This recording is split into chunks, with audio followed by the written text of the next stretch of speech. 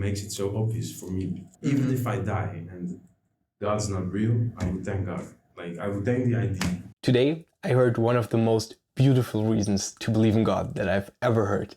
Like, sadly, it's just a reason to believe in him and not a reason for why he exists. So I'm still hung up on all those contradictions and I still won't believe in God. But it nevertheless was a very, very interesting debate with someone that truly burns for God. Like, you can see it in his eyes, and the reason he believes in God is really beautiful. So my guest today is Toni Venema. He has studied philosophy of life and now he's a teacher.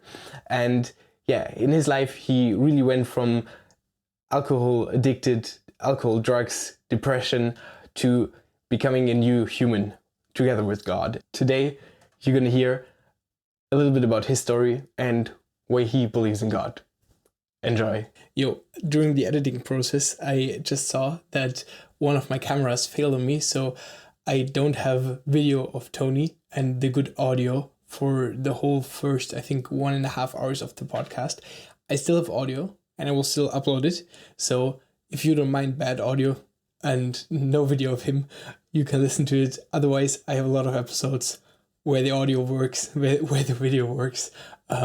You can decide. Guys, enjoy. The biggest thing right now in my life is that I'm engaged. Like, I'm gonna marry in a few months, 3 months. So that's something I'm really, really happy about. I could literally feel. Thank you very much. Thank you. I could literally feel an hour. Yeah. With just how amazing my wife's gonna be. Like, how it all ended up like this. Because there have been many things in my life that I wouldn't met her. Yeah. But it just ended up meeting her out of all people. Like, yeah. 4 years ago, she would walk past me. So she would walk past me with a big. How do you say that? She would really hate me. Yeah. Like, a lot of things happen. Like a lot of distance. yeah. Like much distance, because a lot of things happen. You know her for long? No, I don't know if I just met her at the right time. Like, a little bit before that, then it would be nothing. Like, I was busy with being a man, like what is a man in God's heart, for a really long time.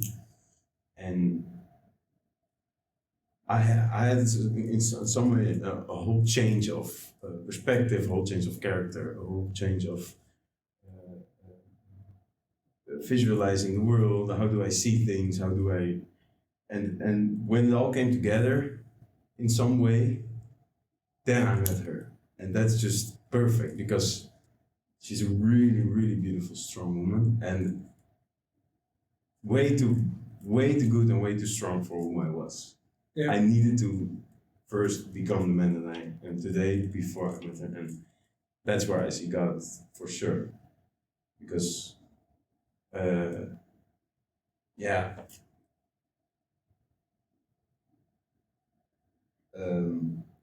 God has a certain way. In the Bible, there are many things written about being a man in some way, like how to be a husband, how to be a father, how to be a good friend. And I chased that as a meaning, like you're chasing your second brain and this podcast. I was chasing this with my whole life, or still, but in the beginning was like with full motivation, like I need to quit life as it is right now, and I want to be more like God wants me to be. And that changed my whole perspective and everything. And because of that, she fell in love with me. And that's the real story. Like, we were just dating, and I was like, why do you love me? She said, because you love God, and I can see that in everything you do. And I was like, that's the only thing that I want to hear. Like, so that's the thing that's keeping me busy right now. Yeah. Like, it's almost there, and then we're man and wife. So that's amazing. How did you always believe in God? Yeah. You know what it is? My parents are Christian, and I hear it a lot around me from Christians. Like, when I was a kid, I believed, but then at a certain point, I quit. Yeah. I quit believing due to rationalization, getting older, puberty, whatever. Searching the world, leaving this bubble of Christianity. What I totally understand because I experienced it myself. So as a kid, I believe, but kids also believe in Santa Claus. Yeah. Like kids can. They believe what their parents tell them. Yeah. So I did believe like very much. Like I was As a kid. as a kid, like I loved God as a kid, and I was Yeah. a very happy kid. So. Sometimes happens. The lights turn off in this room. Yeah. But I was very as a kid. I believed in God. Yeah, but then I stopped believing in God at a certain point when I was like 14, I suppose. And what big underlying reason, maybe a big main reason, is that my mother was really sick when I was born. So I didn't have a mother as a kid for a long time. And that does a lot with your psychology. And I was certain, in some way I was searching this form of acceptance or anything in the world. And it's a really long story, but it ended up me being addicted to drugs, to partying, and from this kid, this happy kid believing in God, I got depressed, and I realized that I found nothing in the world. And then a good friend of mine, he died when I was 17, and it really made me think of God, because he was the only person in our friend group who believed. So I was like, I don't believe in heaven, but for him I will, something like that. And in the middle of this emptiness, I met God. Yeah.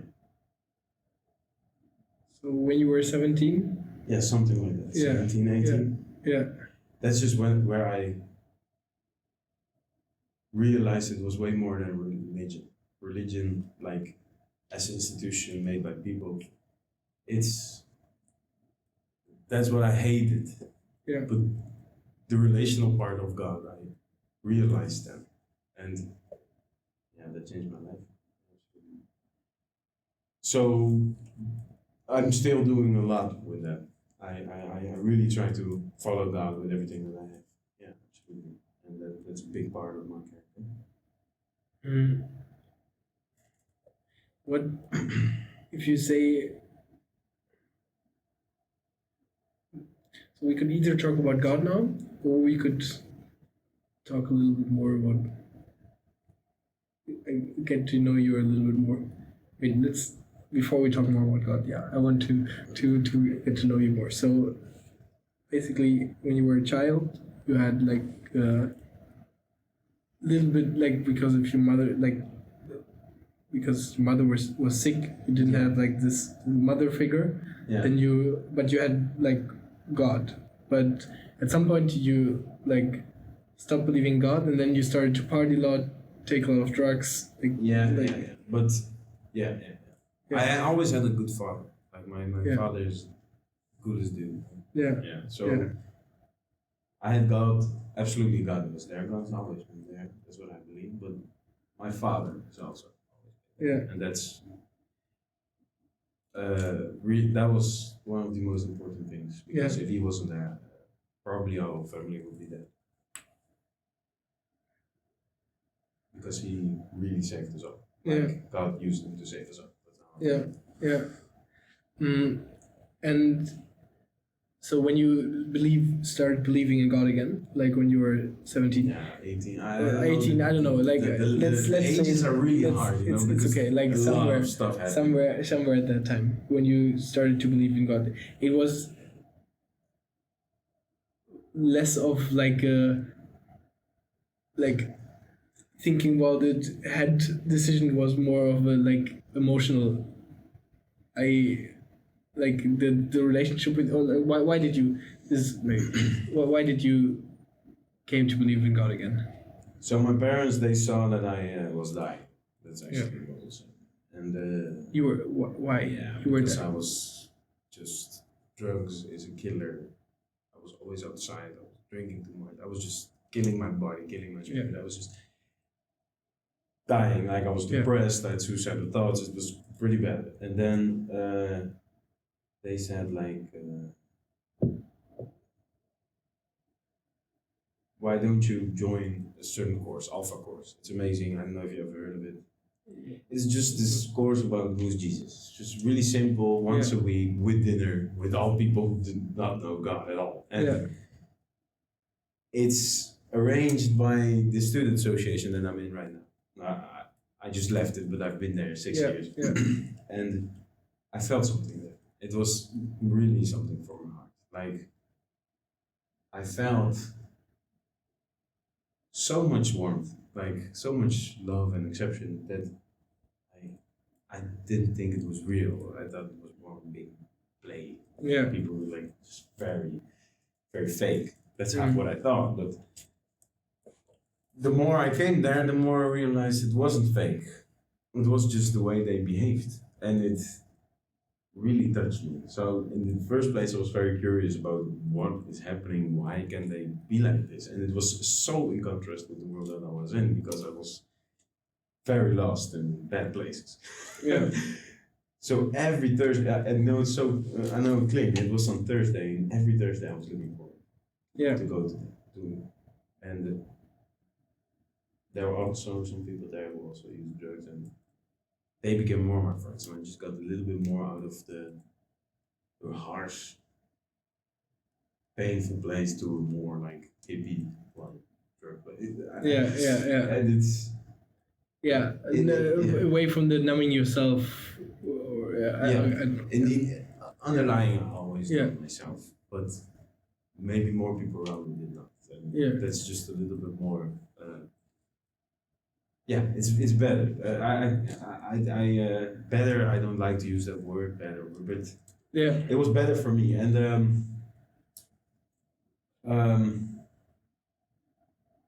so that's how I. And then it was 10 weeks, and after that, I just really wanted to go back, and I knew it was student association. And I wasn't even officially allowed to get into them, but I just begged, like, please. And in some way, I was like, I really want to be here, and they find, of course, it was alright. I was also the first one to sign in. Like, there are 4 evenings each year to get people in, and before the first, I already signed like that, and I looked so much forward to it. And that's when everything really started to change, because I got new friends, I got out of addiction, I got a beautiful girlfriend there. Now she's become my wife, and it's all because I chose for God. So all these circumstances, where the moment from this painful place and this place where I'm free and happy and free from addiction and everything, what was in between is choosing for God, and that makes it so obvious for me. Like, even if I die and God's not real, I would thank God. Like, I would thank the idea. It's like, because the outcome is absolutely real, and the outcome is freedom. I really like you said this in the song as well. Like, this sentence, like, even if I die and God doesn't exist, I would thank God. And like, this is like, just the fact that you say this sentence makes me not, like, for example, I have a friend that is like really, really Christian, and with him I always argue about, like, does God exist, does God not exist? And he's like, and we're like exchanging arguments. He's like pulling his arguments, I'm pulling my arguments and stuff. And if you say something like this, I'm like, I'm fine with you. Like you can't argue. Like, this is just there's like if you say it like this, there's like nothing wrong with it. Like, when you would start like being like, okay, like telling people how to live, and like the certain things are bad, the certain things are good because God tells them, then I would start to argue with you again. But it happens too much, man. Well, what happens too much? What do you mean? Say how to But I don't want to do that. Yeah. You know, it's like, for example, sometimes in the supermarket you can taste something, right? Yeah. And it feels like I tasted something that's really good. Like, and I want to share. Like, you should take a bite, bro. Like, but if I grab your hand and put it in caviar, It's still tastes disgusting because of the act. Yeah. You should do it freely, like of your choice, and then taste out. I cannot grab your hand and put it. Yeah. If I grab your hand and put it in the best dish in the world, Yeah. your face is all over it, you would hate that dish probably. Yeah. So I like to just have a good conversation and to make people think, and then if they're curious, then we can talk about how it is. But if people are really against it, or I can understand that. Yeah. The world's a really broken place. Yeah. So sometimes it is impatient. Or maybe it never happens, but maybe it's not my job. But if people are curious about my life, I can tell something about it. I will never say, I live your life. It's just like cursing.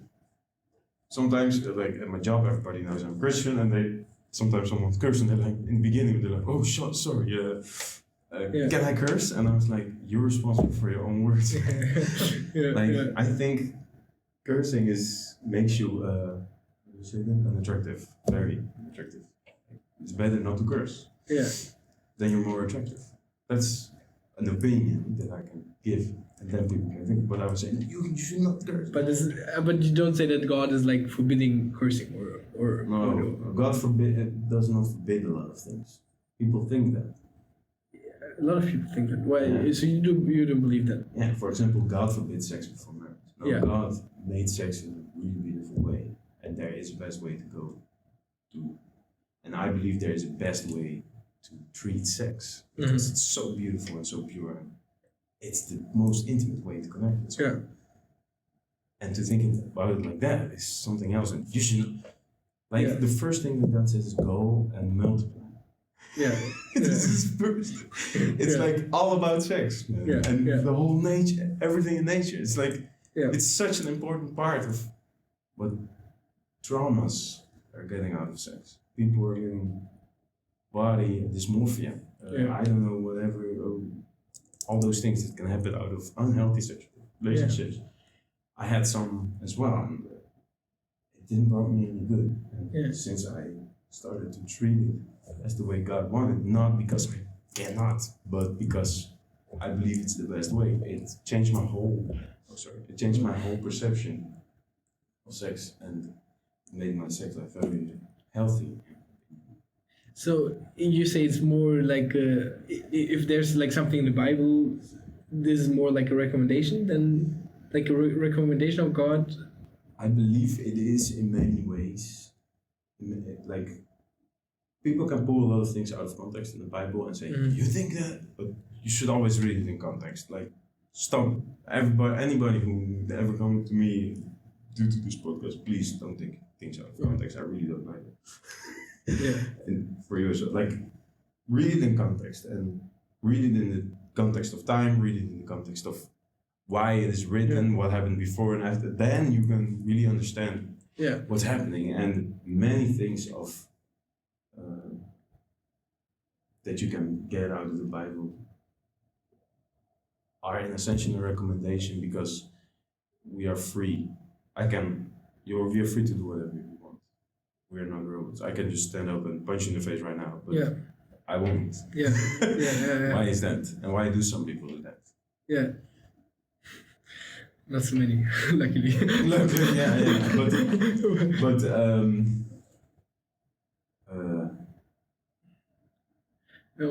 it's we are free to choose how we treat all these things, and I just experienced in life on a high level, if I may say it like that, that choosing that really changes things in a really healthy way. Yeah, I would call it healthy. So, for you, so of course you believe in God. Like you don't believe in God because it brings you anything. You believe in God because you believe in God. Or do you believe in God? So it's not a means to an end. You believe in God because you really believe in God, that He exists, right? Yeah. Like in the essential, I really believe in God. Yeah. Like really, but it brought me so much that it made it much stronger. Yeah. So that you say, even if it was not true, it's still yeah. There's Yeah.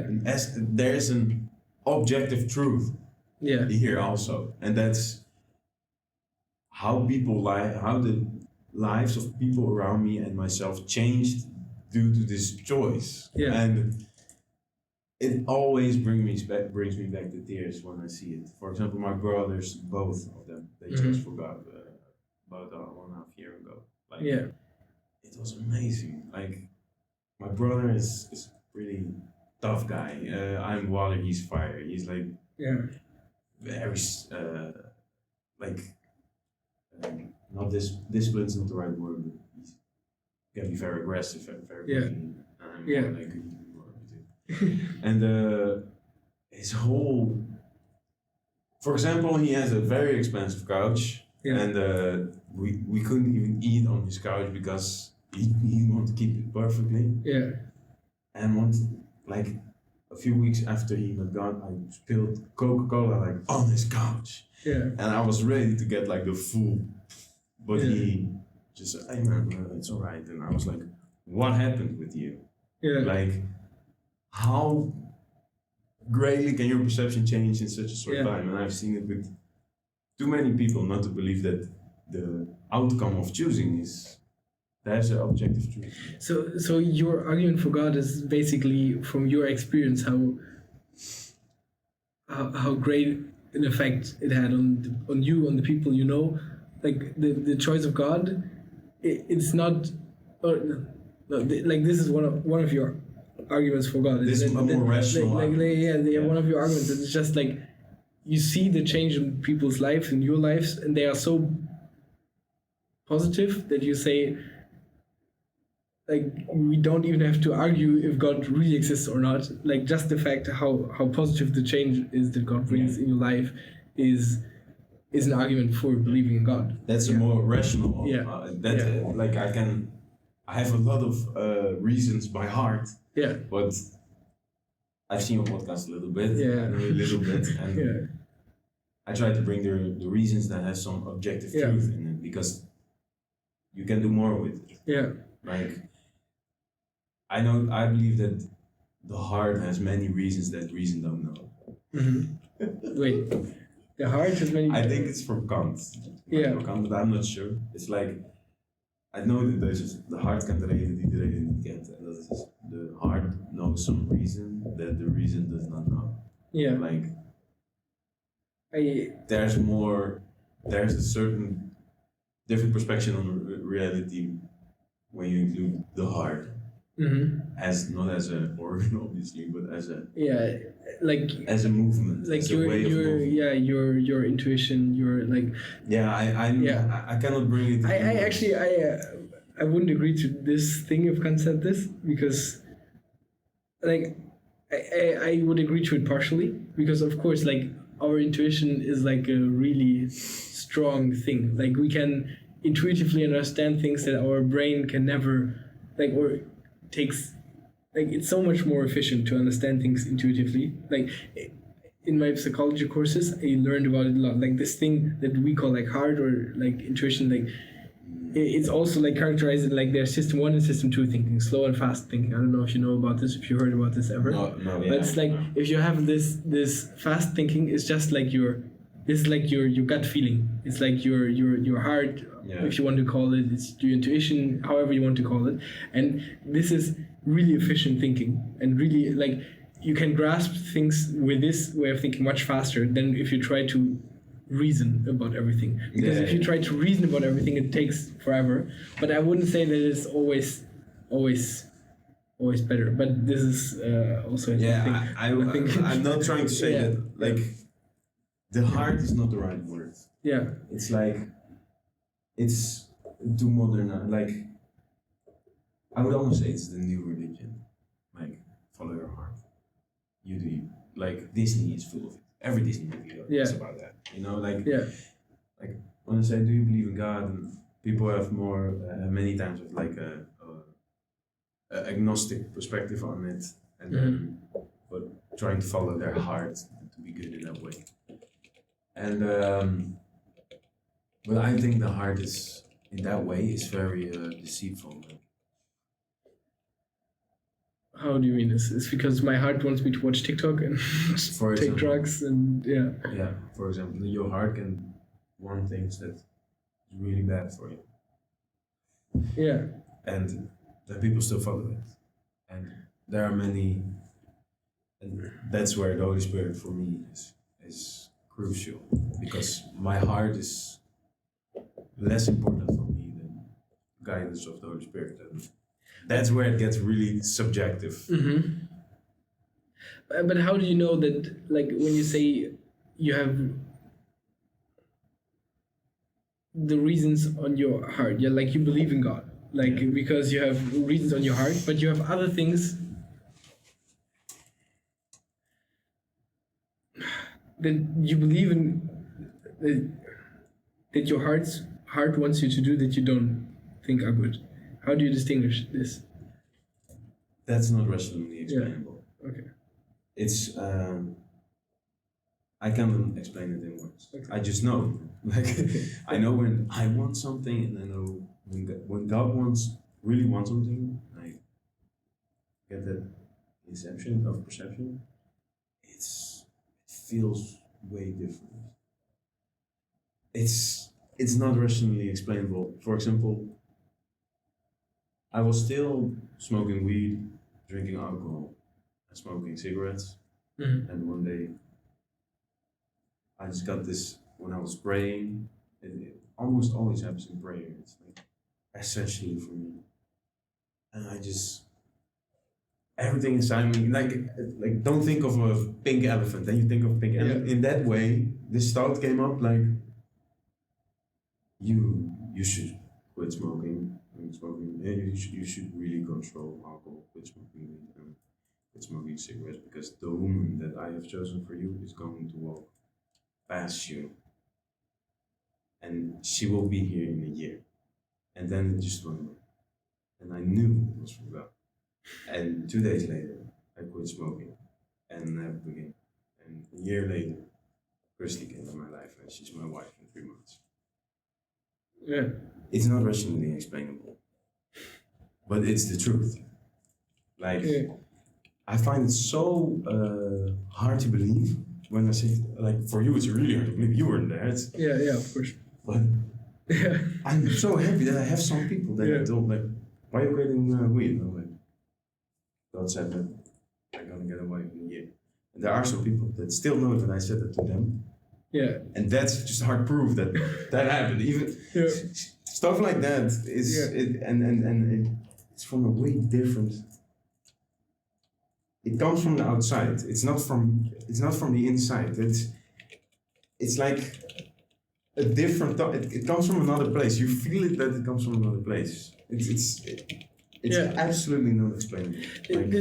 I like if you explain it like this, like literally I can't really argue with you against it, because it's like if you don't, if you say like my argument for God, it's like there's not, like you're not trying to bring, you're not trying to fight me on the rational side on God. You're I feel like your arguments, I can't fight against them, because you just say, okay, I feel this. It's not that you build like the super crazy rational argument for why you should believe in God. You just say, okay, I experienced things, and like from my heart, or like you even say like I can't rationally explain it to you where this comes from. I just believe it, and this is why I can't say like, okay, we have to like this and this and this point. I would like to like discuss you on this, because like for example with my other friend, he really is like, okay, it's rational, it's like objective. He really objective, rational. This is why like you should believe in God, and then I'm like, okay, let's go into a ring fight and about it. let's fight. Yeah. Like not fight in a bad way. Let's Fight. spar about Yeah, it. exactly. Yeah. Like because you want to have the truth, I want to have the truth. So let's try to find the truth together. Like let's challenge each other's truth.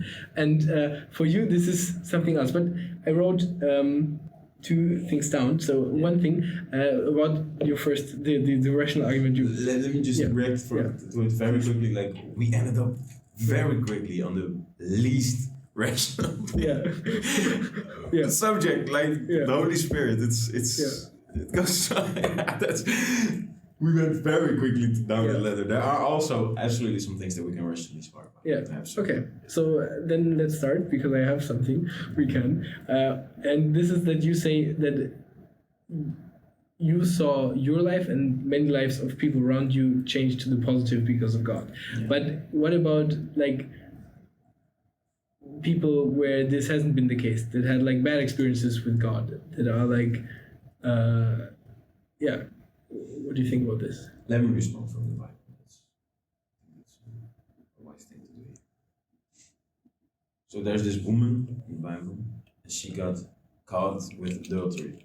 Mm-hmm. In the context, it's like she had a family and she's just with some other people, probably, but maybe a man or whatever.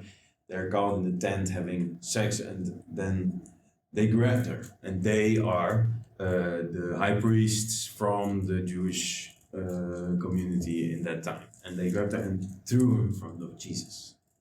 Mm-hmm. And they said she was committing adultery, and because of that, if we listen to the law of Moses, we would stone her. And that's what people do, man. Yeah.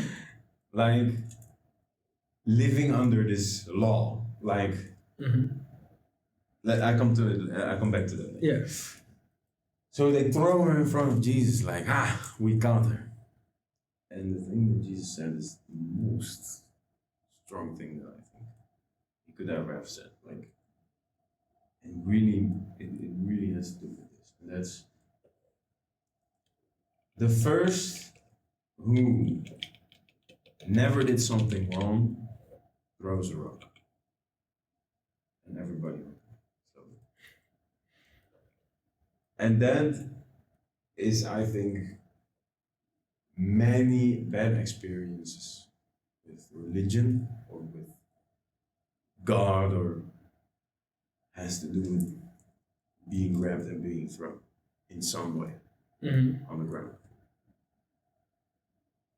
So it's more like people clinging to like rules, and like it's more like of a misunderstanding of like bad, like misunderstanding of what God means, like this humans making like rules out of God, and like misunderstanding what it's truly about, and therefore people have bad experiences. Yeah.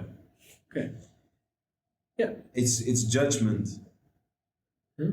It's the judgment of others. Like absolute judgment. And Jesus is very clear about that. Don't judge. And he said, get the wooden stick, how do you say that? Like get the big wooden stick out of your eye before you point to someone's splinter. Yeah, exactly. Yeah. A lot of things that he talks about is about not judge. Don't judge. Mm-hmm. And I think it's the biggest curse on humanity. It's in some way also a blessing, but it is I think one of the biggest curses is to fill in for yourself what's good and wrong. Like that's why the heart maybe is so deceitful, because we sometimes think of good things that they're good while they're bad, and we think of bad things that they're bad while they're good. And I think when you get too stuck in that, as a church, for example, you can really throw out people. You can really hate, and that later, like Paul, Apostle Paul, in the Bible, he warned us that the devil was going to work in churches as well. Like when I speak with people about their problem with religion, it has most 9 out of 10 times it has to do with people, like throwing them out or judging them, and the other is that something really bad happens to them, and they're like, that can be God. That's also a big thing. Yeah. I hear about. So if two things here. So why you believe that God has created humans, us? So God has created us with this curse that we want to judge, and with also the wish to do other things that are bad, and with like thinking that things are bad that are thinking that things are good that are actually bad, and like with all those like problems that we have. Why would God have created us this way? He did not. If you read the Bible, like, he did not create us. He created us in a perfect garden. Yeah, but whose fault is it that we are like this? It's a combination of free will and the devil. And I'm not talking about, like, let's not discuss about is it true or not that it happened, but let's talk about the moral of the story as a perception. Because we don't have to talk about I'm going to talk about Adam and Eve, and sometimes people get really stuck on that can be true, and I'm like, but there's like a moral, like, throw away for a second if it's true or not. Actually, I don't know. For me, I don't. If it's true, it's true. If it's not true, it's not true. But there's a moral there that I see some objective truth and some subjective truth. But this tree, okay, so summary, the first two people were created. First Adam, then Eve. Out of Adam, there's already a big there's already so much theological and philosophical thought in that happening. But why is it the rib? The rib protects the lungs and the heart, and like to give away yourself for a woman comes later back in the Bible. There are so many connections about being a man, that only that small sentence. But let's not get too distracted there. They are in freedom and happy and peace in this garden of Eve. Eden, the Garden of Eden, and they can do whatever they want except for eating from this tree. You know how this tree is called? Tree of knowledge, or the tree of knowledge of good and bad. That is this curse. Do you understand? And then there's this third part. There's this third party, the devil. Who deceives them into doing that. And after that, they get this curse. After that, they see that they are naked. They name that wrong. But so there's just a moral of us people in the essential being pure, but due to the brokenness of this world, being impure, and the devil being the biggest part of it, that in our head. But spiritually. If there is like my problem is this is like take apart, like as you said, like we don't have to discuss if like the creation really happened like this or stuff, like there is, like, if God as a all-knowing, almighty, and like all good being, like created them this way, he already knew that they will like eat this tree. He already knew that like the snake will be there and shit, and like he already knew that this will lead to a lot of suffering, a lot of problems, a lot of like, why he could have just like not prevented it, or not create or prevent it, like put the tree to somewhere else, kick the snake out or something. I don't know. It's God. Step further, he created Satan. Yeah, exactly. Like he, like so somehow he didn't create, like, of course he created the humans maybe in the perfect way in the beginning, but he created them in the knowledge that they will eat from this tree, in the knowledge that they will not. So he kind of created us in the way we are now with all those problems. So why would God make us in this way with all those curses? I don't know.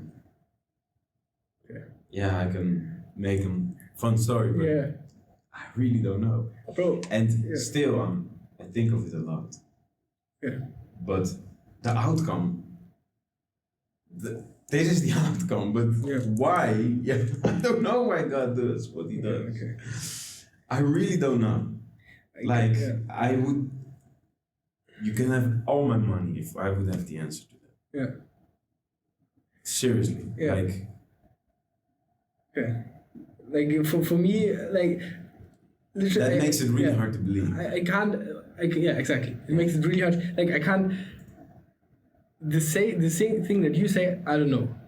This makes me like I respect that because you say this is honest. Like if you would just make up like some kind of reason and be like, yeah, it's because like free will and like God didn't want to know that, I don't know, whatever reason you could make up like this, then I would be like, we would argue about it and I would be like, okay, your reasons are like, I don't know. But if you say I don't know, Yeah. then I can't really argue with it. But still, like if you see like my perspective, like for me, I got like, the same perspective. yeah, Like, yeah, I really don't know. yeah, I really don't know. yeah, But I know that you can be free from this fruit of deception and untruthness. but That's what yeah. that's what I also experienced in Jesus, obviously. But why it is like how it is, that's just the core question of the creation of everything. It's just the hardest question someone can possibly ask. Yeah. And I'm working hard on some sort of answer. Like really, I really do. Like I'm really thinking and reading and trying to make an answer because I really want an answer on this question, because that's where my rationality also get in some sort of fight. But Yeah. there are many things that God do that I really don't understand. Like I don't. Like, but it's not enough for me not to believe due to all the things that I saw. What I was talking The about. positive Yeah. things happening. Yeah. Because I've seen it. Living without God, for me personally, brought me to death. Okay.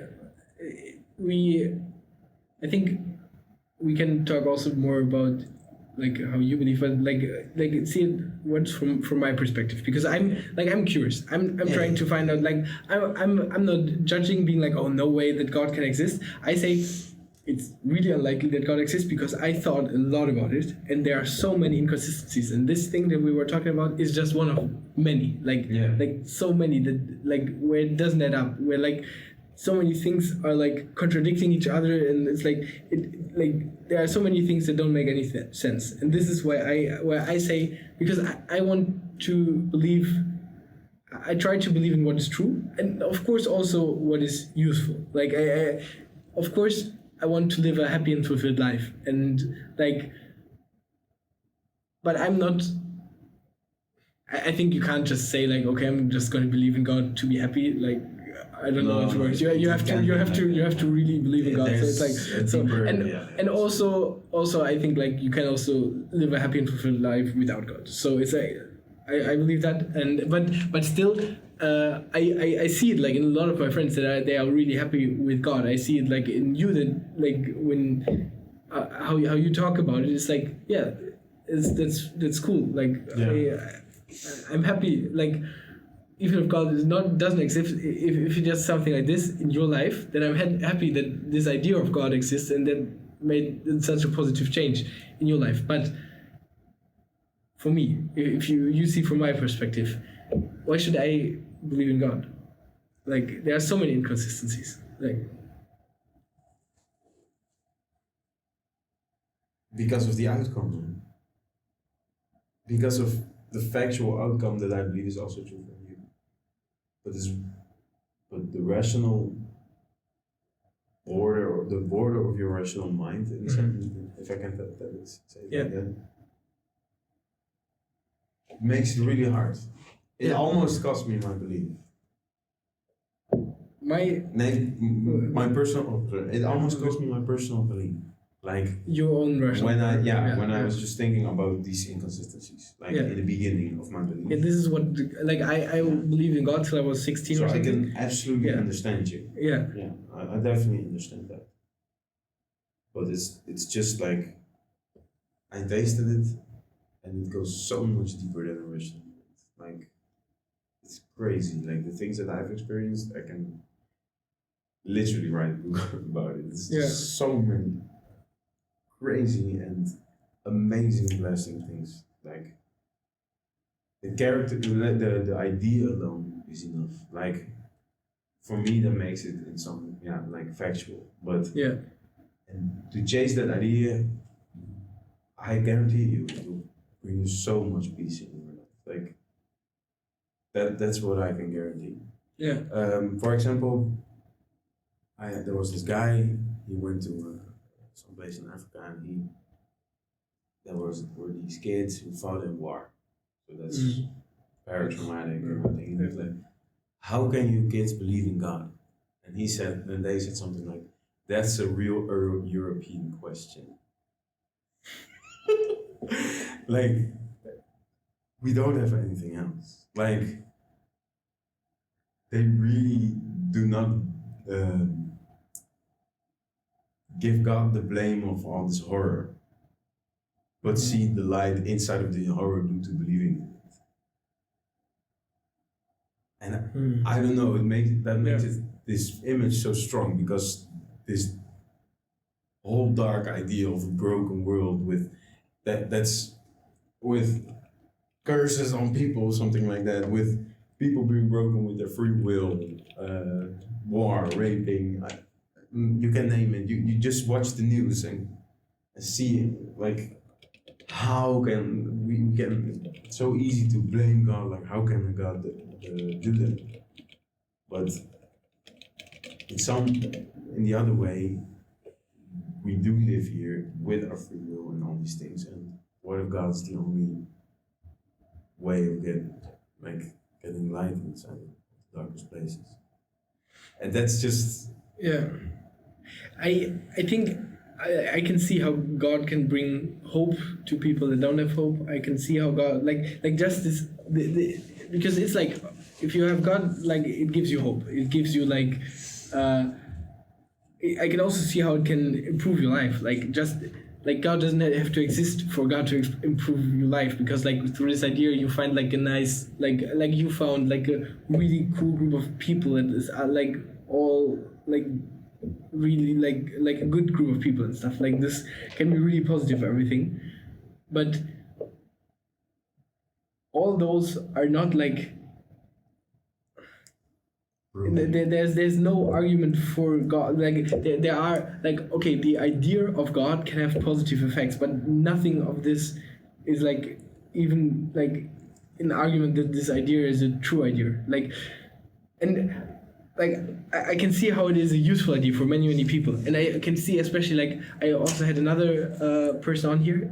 He is Muslim, and he says and he was in war. And he lost his best friend in battle. I had him on his podcast, Amir Ali. And is that, sorry for interrupting, but is that podcast out there already? Yeah, it's out there already. It's you number 18, I think. 18, or? Yeah, or 17. I think 18. Amir Ali Rizazadeh is his name, and he believes in Allah. And he told me, or not in Allah, he believes in God. He said he's Muslim and he believes in God. I think he's like this name Allah.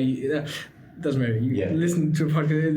But the idea is he said that when he was like in the military, there was like for him, this was like this, the only thing giving him hope. This was like the only thing like left. And like I understand, like in this situation, then you believe in God. Like when you everything around you is broken, then God can be the thing that can give you hope that there is something good as well. But that doesn't make it true, you know. That makes it useful. That makes it useful for some people, which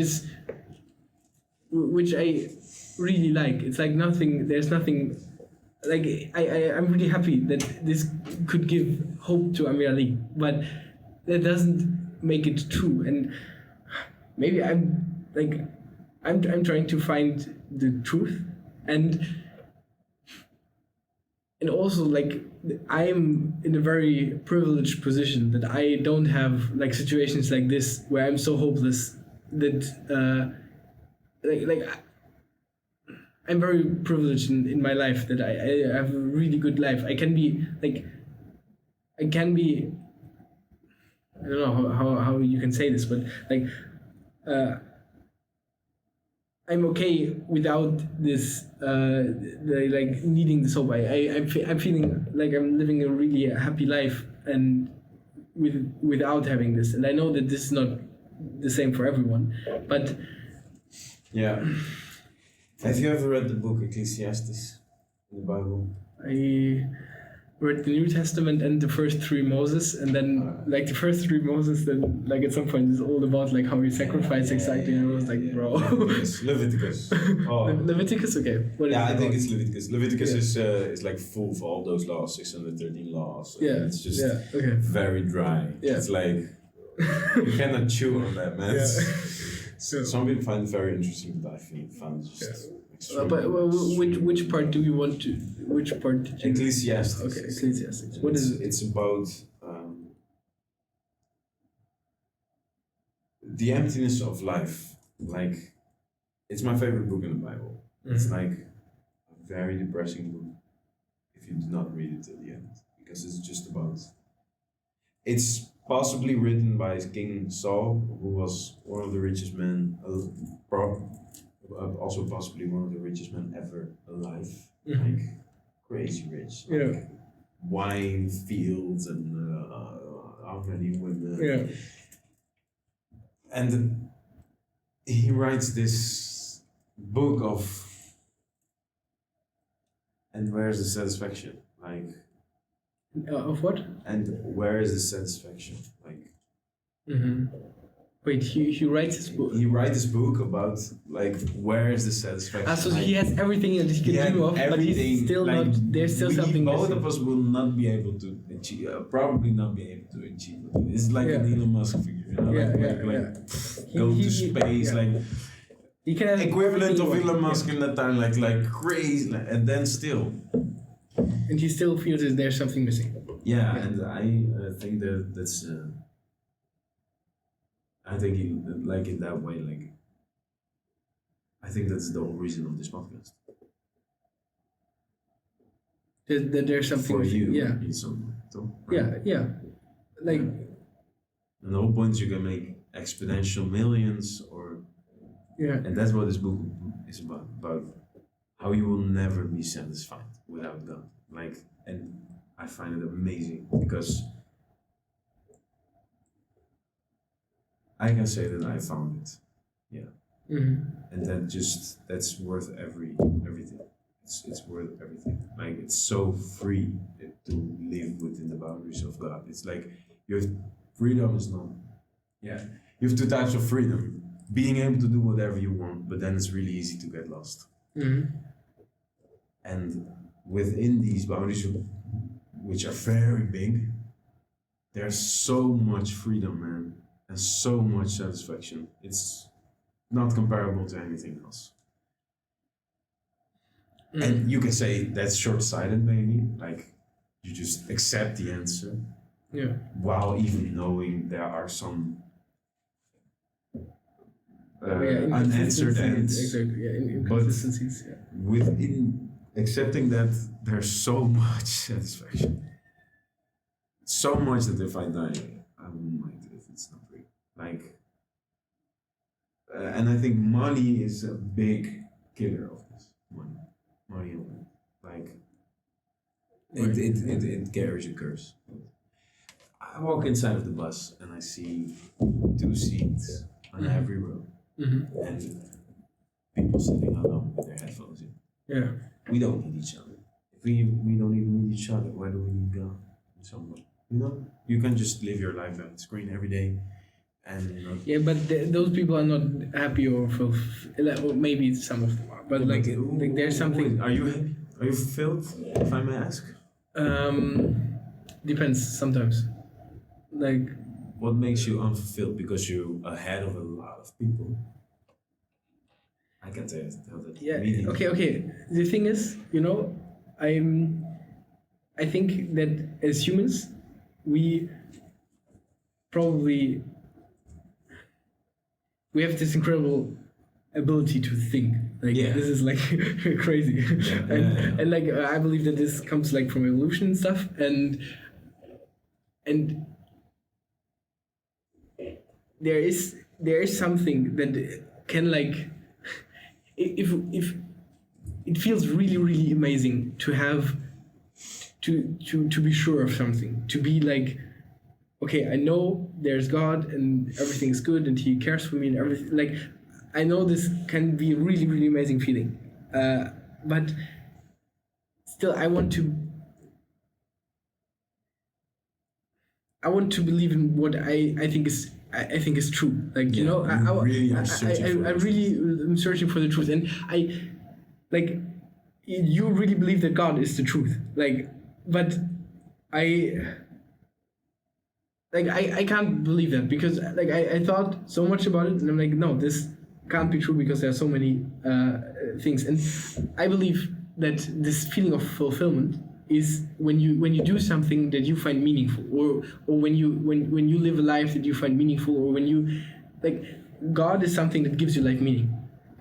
God is something that gives you life purpose, and this is why you can feel like where it's really easy to feel fulfilled. And like the way, so I'm searching for meaning.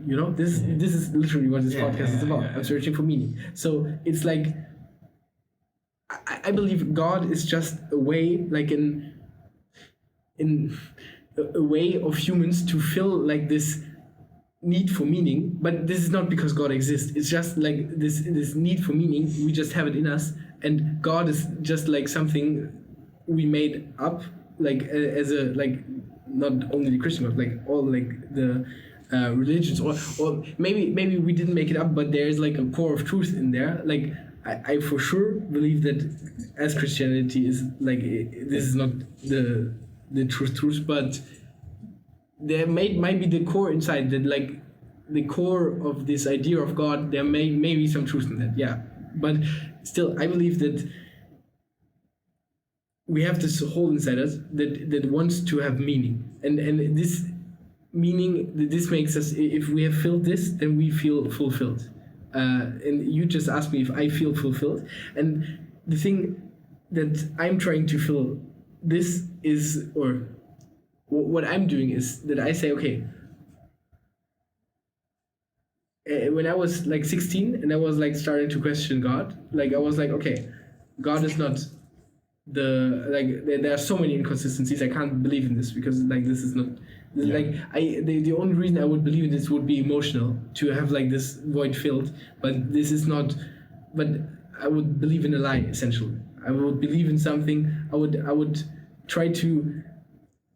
In the back of my head, I know that there are so many inconsistencies, so many things that contradict each other, that, and I would just try to shove it and forget it and believe in it, and everything is fine. But this is not true. If I do this, this is not true. That I try to suppress those the knowledge that there are so many inconsistencies, and just like I suppress this because I have this, like, this thing is filled, and I don't think this is so this wouldn't be right. So I was starting to go on the journey of trying to find truth, or trying to find meaning, trying to find, like, what is life about? Is life about something? Is life meaningless? Maybe yeah. So of course, when I was 16, I wasn't like like you.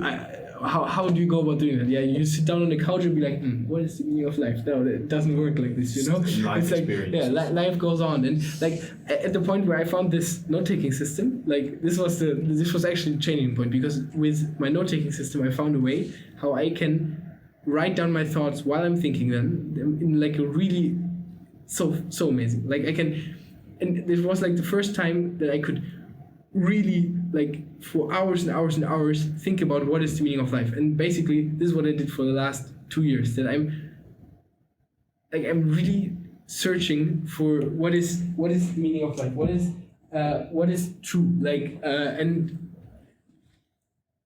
so do I feel fulfilled? It's from time to time. Like there are days where I feel fulfilled. There were days where I was searching for the meaning for so long. Like I had today I wrote my review for the year 2023, and I was reading every day. I take a few notes, and I was reading through, and then I take monthly summaries of my months. And I read through all of them, and I read that in the month of May last year, I was before that I was going really hard into philosophy. I was all the philosophers, and before that I thought I knew some things, and then I had philosophy, and what it essentially did was it destroyed so many of my beliefs, but it didn't give me new ones. It was this is wrong, this is wrong, this is wrong. Yeah. But there was no new things, and I was it felt like you were starting again at zero. It's worse. Like minus 10. Exactly. It's it only destroyed beliefs. It didn't make any new ones. Yeah. And I was where I was at this moment, I was damn, there is no there's no meaning in life, probably. And I was at the first I was okay, what do I do with this now? And I went for a really, really long walk, and then I found one sentence, and it says one. I thought about getting a tattoo, but I didn't get it. But it's this sentence really made me really happy, and it's nothing matters, enjoy it. That's it. Yeah. If nothing matters, just enjoy it. And I was so happy. I was just nothing matters. I'm just gonna enjoy it. But the next 2-3 days, I was really happy, really enjoying it. I didn't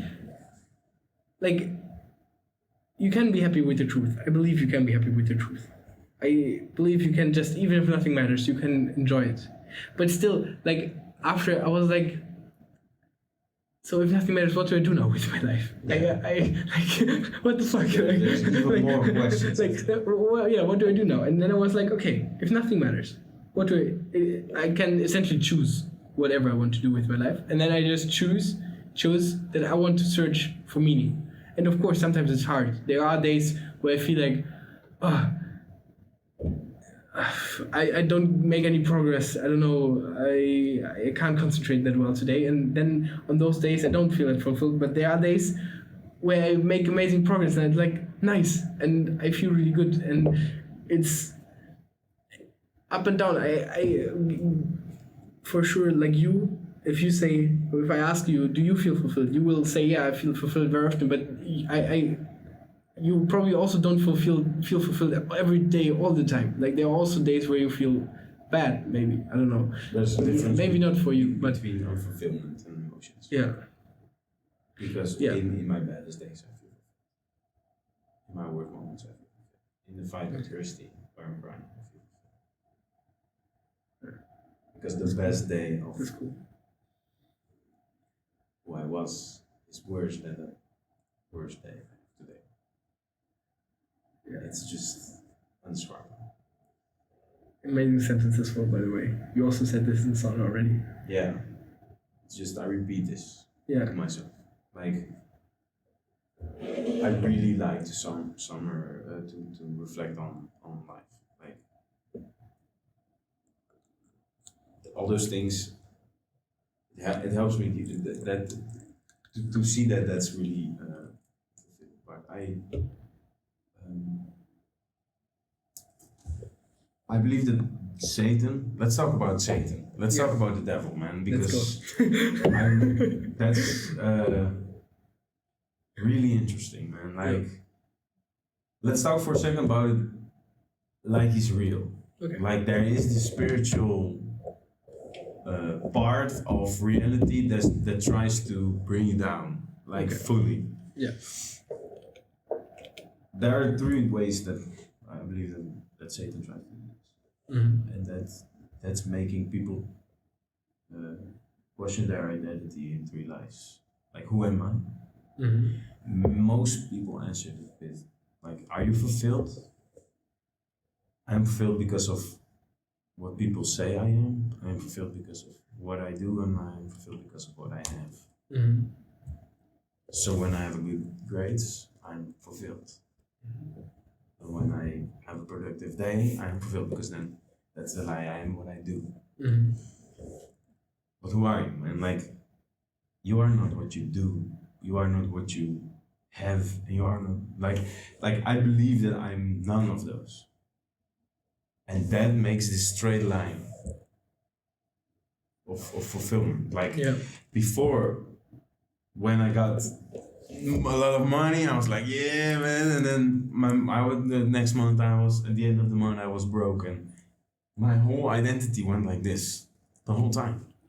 It was just like, I believe those three lies control my life.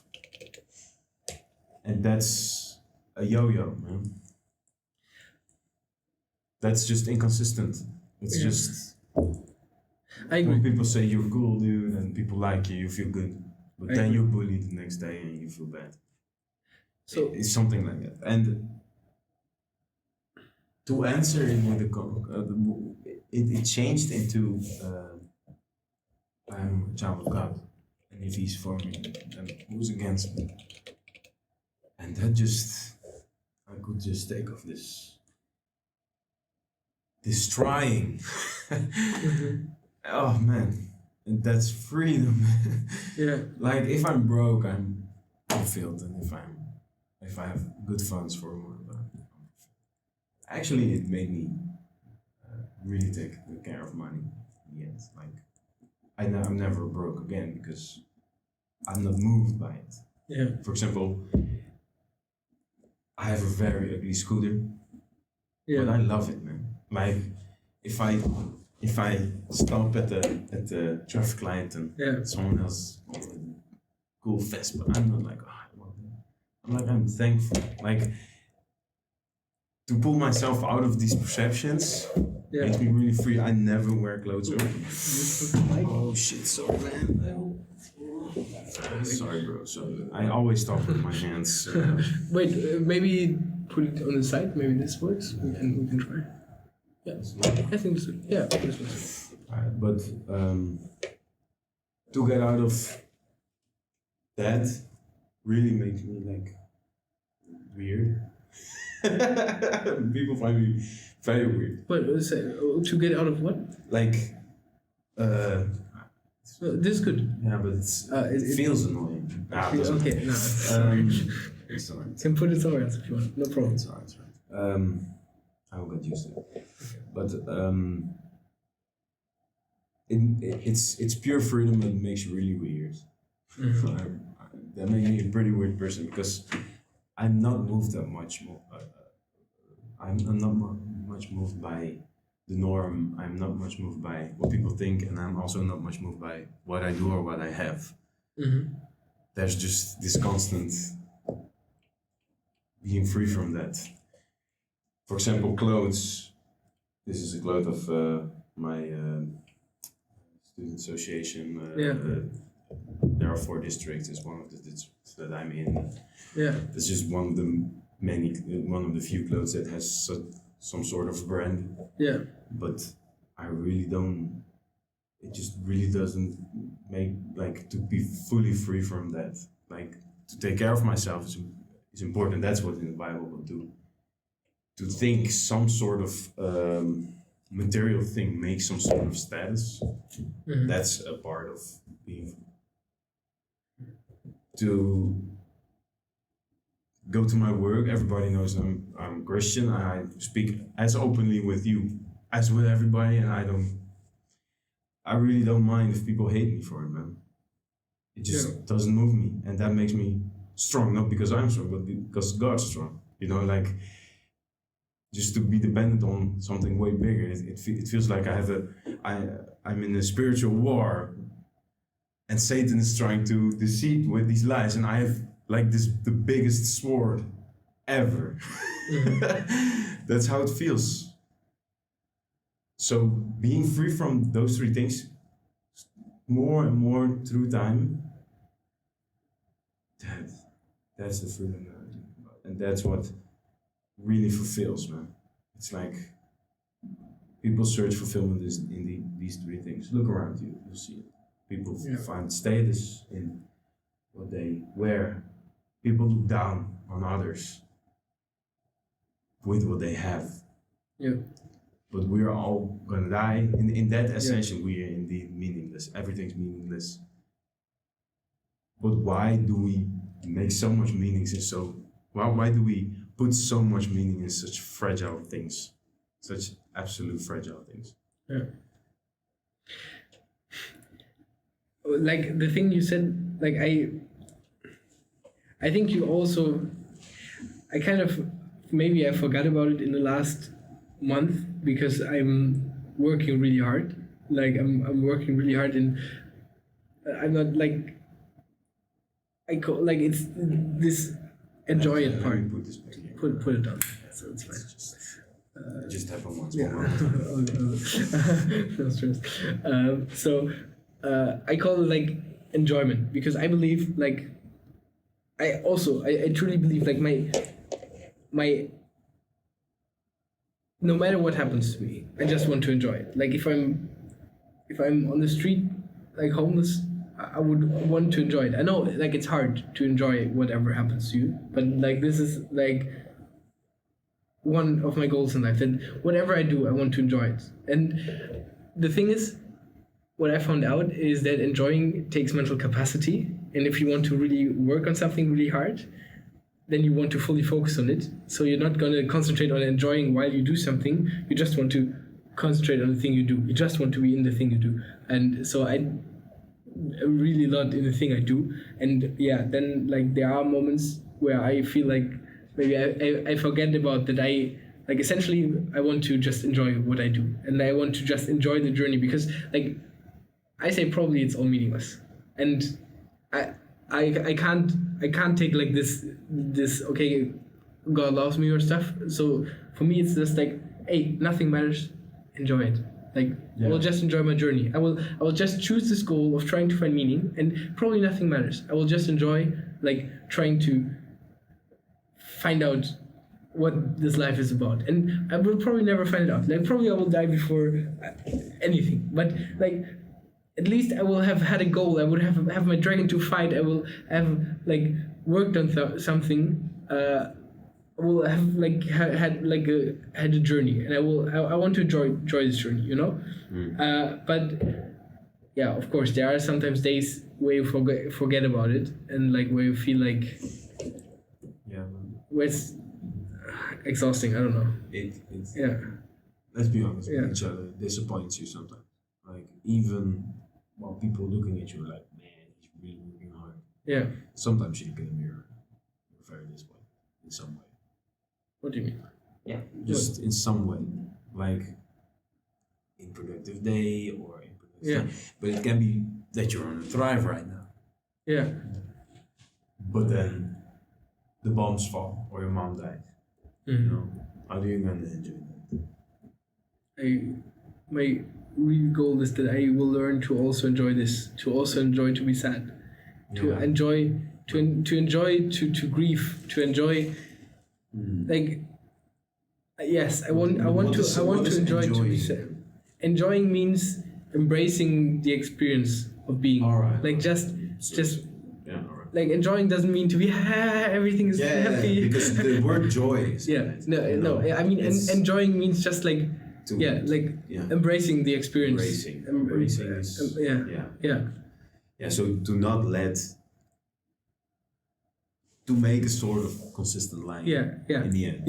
Exactly. And I think exactly, this is 100%. This is why I think like so that you're not affected by this.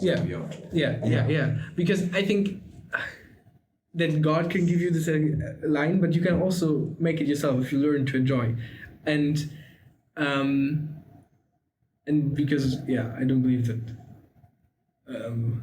because I have this like I don't believe that God exists. Like this is like my way, but you don't always think about it, especially when like for me I'm working hard and it's going quite well, so I'm I'm not focused on enjoying right now. Like I will probably, when I have a low, like when I'm going into a dip, I will go back and be like, okay, just enjoy. And I know this, like that this can work, but like now, I don't know, I'm like somewhere a little bit up, like not super high or stuff, like in a good place. So like I'm not thinking about enjoying that much at the moment, but it's still like it's one of my main goals this way to just enjoy the journey. Yeah.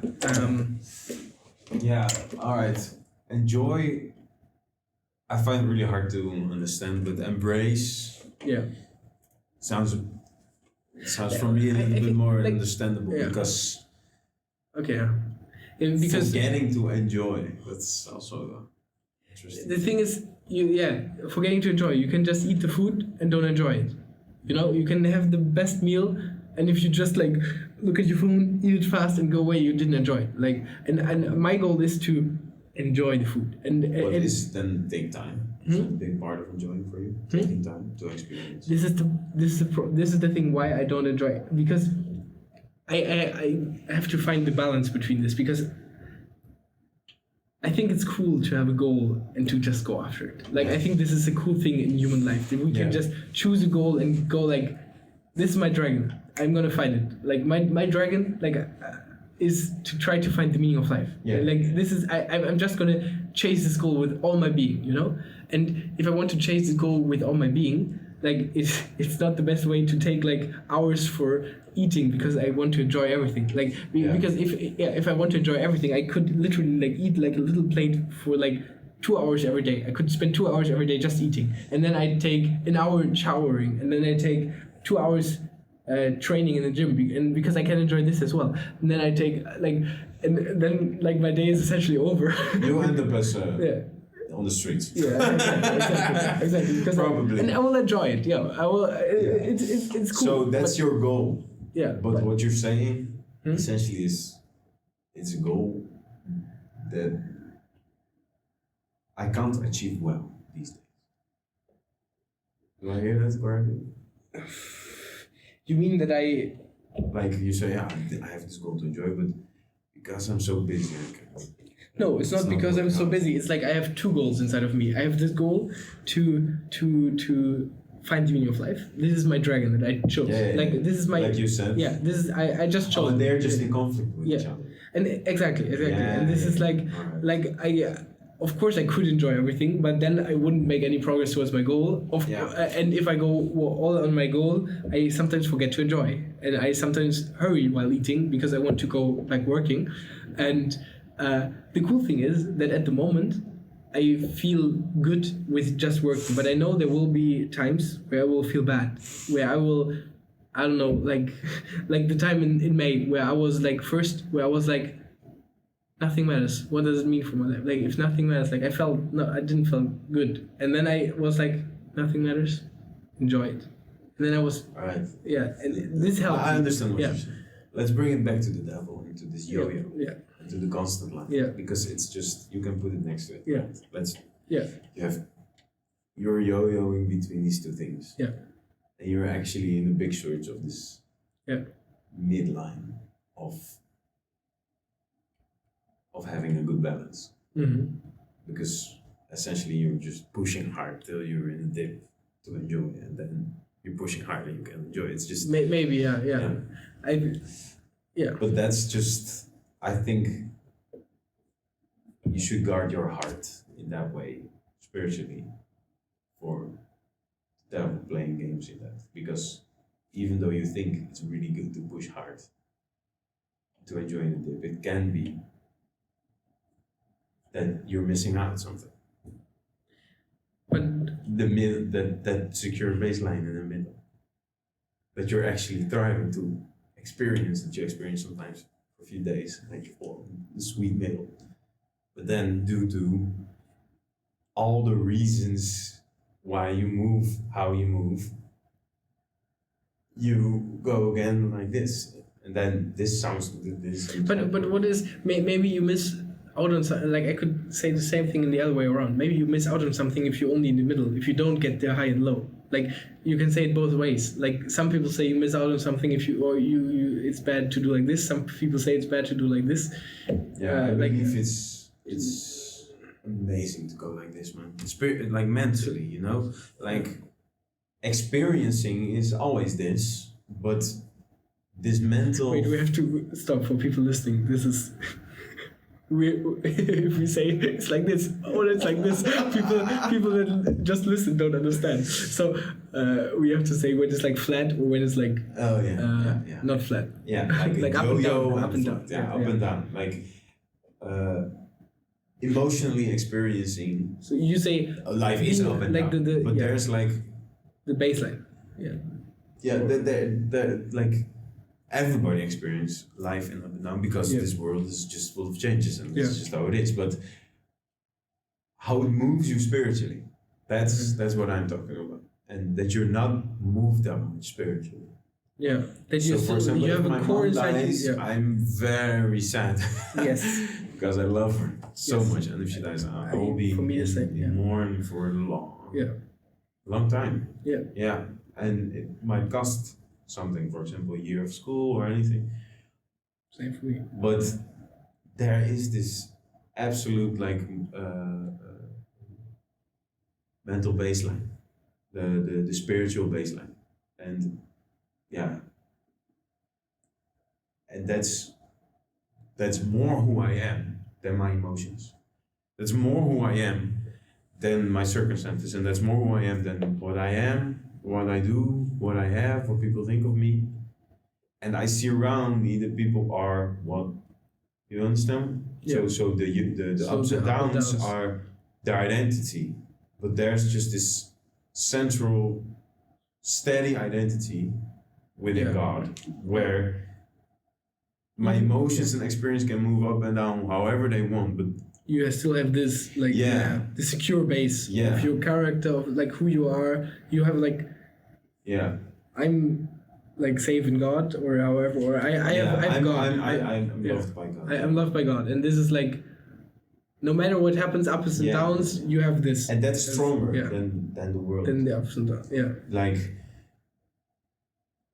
it's a break when I push too hard, and it's a shoulder to cry on when I'm in a low, and mentally, spiritually, by myself, without anyone else, because God's there, and that's really freeing. For example, I was in a burnout because of Corona, and it's terrible. But I actually learned it. Then that's the moment where I learned it, because I always believed with my feelings. So when I felt good, I believed well, and when I felt bad, I wasn't busy with God at all. Yeah. And then all of a sudden, I feel nothing. I felt nothing anymore. Like all blend, all. And I didn't have energy and everything. It was really, really bad. But the only thing that I could do is go to God. So when I realized that I was in burnout, I went first to the doctor. He said, "You're in a burnout." Then I fasted for 3 days and went walking 3 days straight, just waiting for God to answer. I was like, I need an answer. Like praying, and while doing that, after 3 days, I knew that God did this to me. Like burnout. Yeah, like putting a baby down to learn to walk in some way. It's crying, it wants to be in the arms, but it needs to feel the cold floor. Yeah. And then that gave me so much hope. Like I was so cool with the fact, in some way I was cool with the fact that I had a burnout. Yeah. Like it's alright, God put me here. I don't mind. It's just I can have no energy, and I learned so much from it. Like if I could go back in time and not have a burnout, I would not choose it. Yeah. Because I learned to put boundaries more on my limitations due to energy. I learned this baseline got very clear that Jesus says, love God with your heart, soul, and mind. It's not only with your heart and soul. It got very clear. Like I only loved him with my heart and soul, but not with my mind, not with this clear, steady baseline that I know God is with me. So he took away my heart and soul. So I could only search him with my mind, only with my rational knowledge. And it was very tough at the beginning, but at some point I just had this steady baseline, and then slowly but steady in 7 months my feelings got back, but it just brought me in this steady middle. So that's just a part of the journey, but it's all next to the joy. And it made Satan way less strong against me. Like, if he's real, he tries to fuck you up, if I can say it like that. He tries to really push you around, and people feel like that. People feel like being pushed around all the time. I've talked with so many people feeling like that, and it's because of this lie of who are you? And people are doing everything to make something out of that question, to realize that everything's meaningless. But the thing, the thing is that I believe that we as humans, we want to find the answer to this question, and that God is just a cheat code. Imagine that's true. I believe it's not a cheat code. It's just the answer. But imagine it is a cheat code. For you say it's a really good cheat code. It's just imagine playing a game where you could die every moment. And you just put something that will just spiritual safety. Like everything's good. So you were thinking of examples?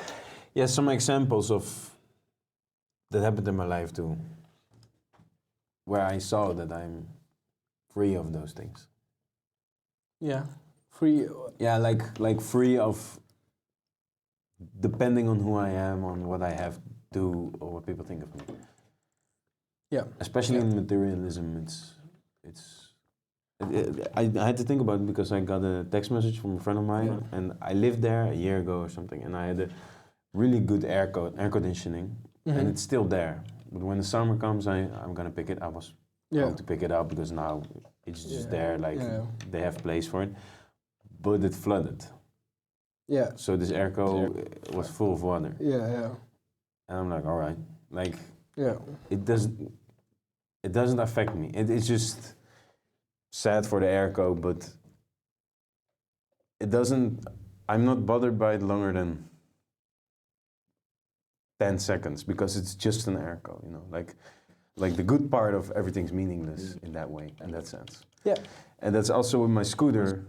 That's a little bit bigger and a little bit more expensive. It got stolen.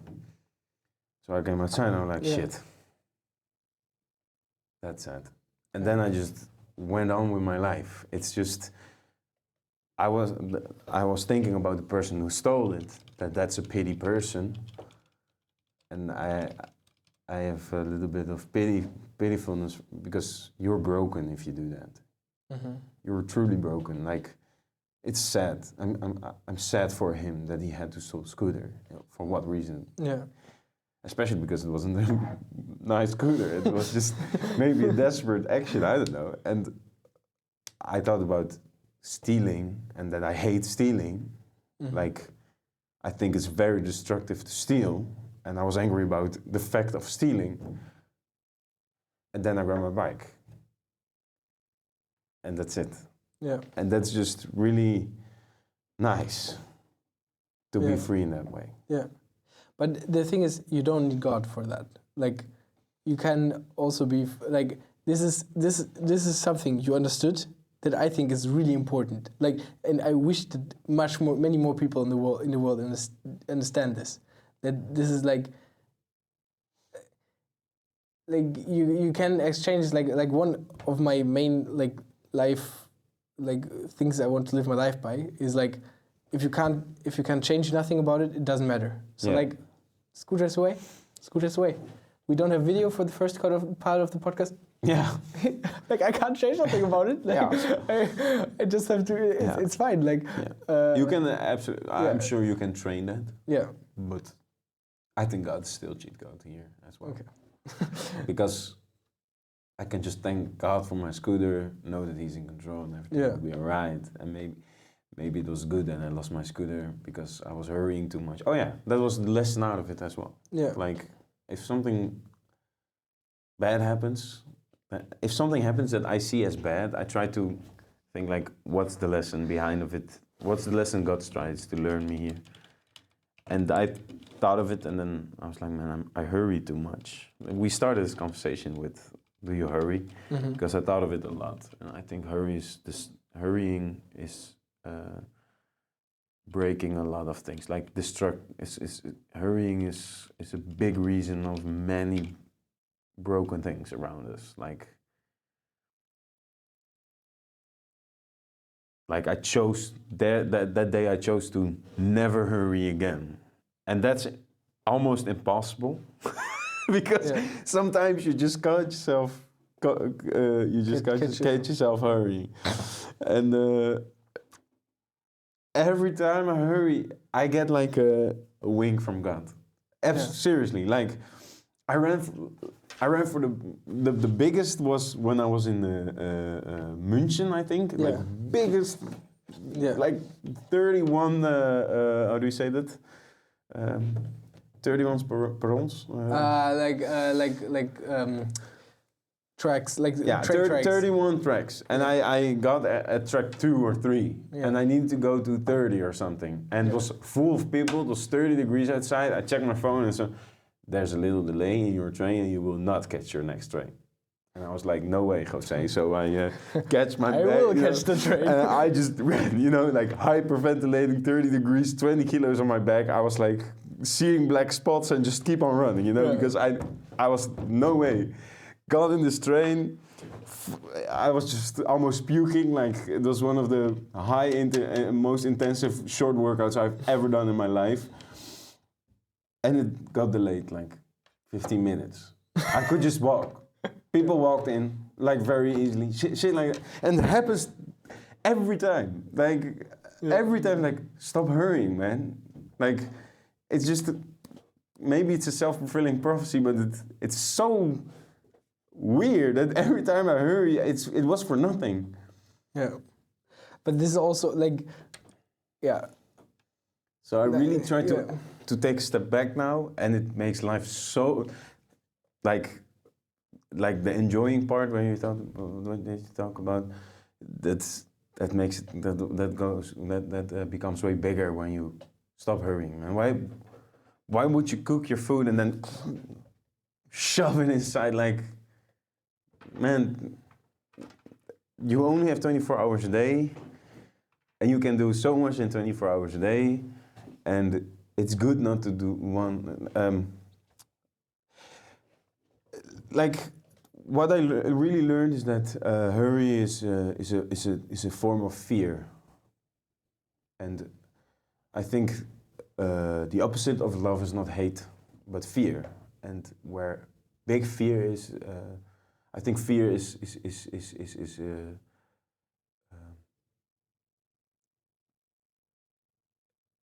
do not fear. It's like it's so many times in the Bible. Like, don't fear. Don't be afraid. And I think hurry is a form of being afraid. Being afraid of the clock in some way. Mm-hmm. Being afraid of time, but you cannot control time at all. And there's a big difference between move quickly and hurry.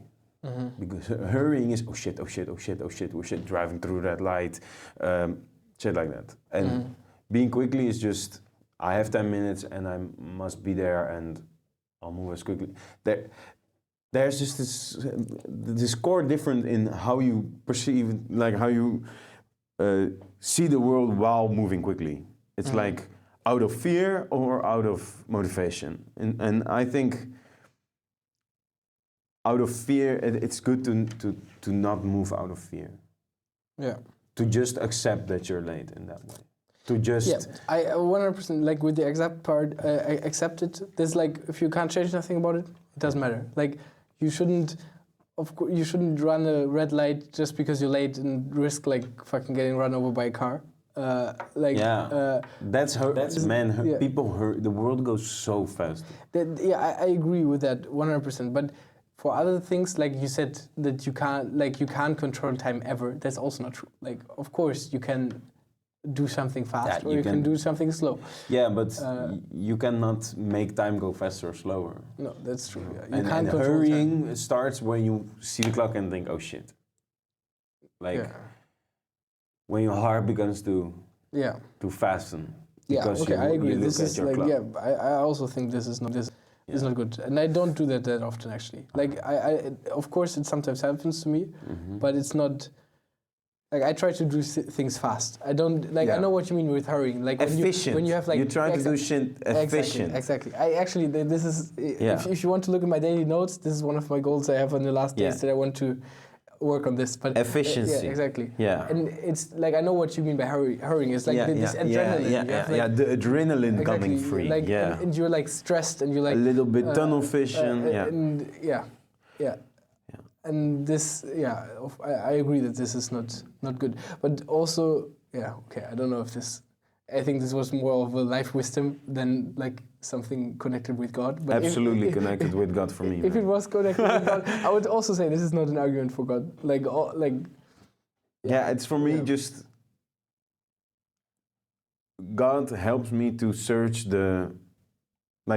I believe that God is in control, and if something bad happens, I really try to search for the meaning behind the bad thing that happens, and that's where I found,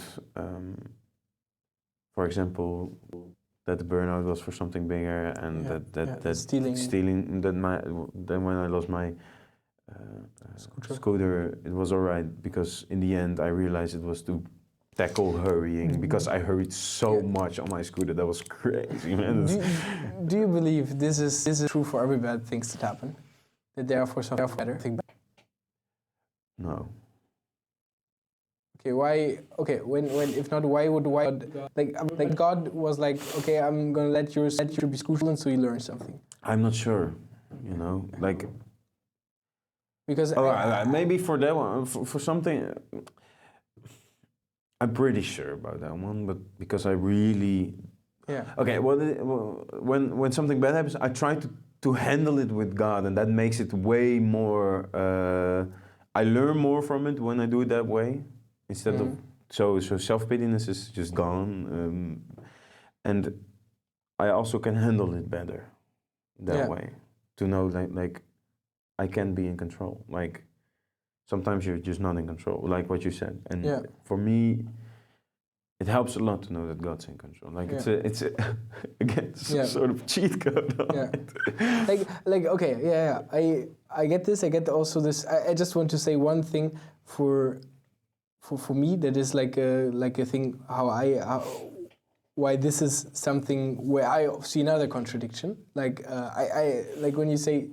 Like this, I don't know.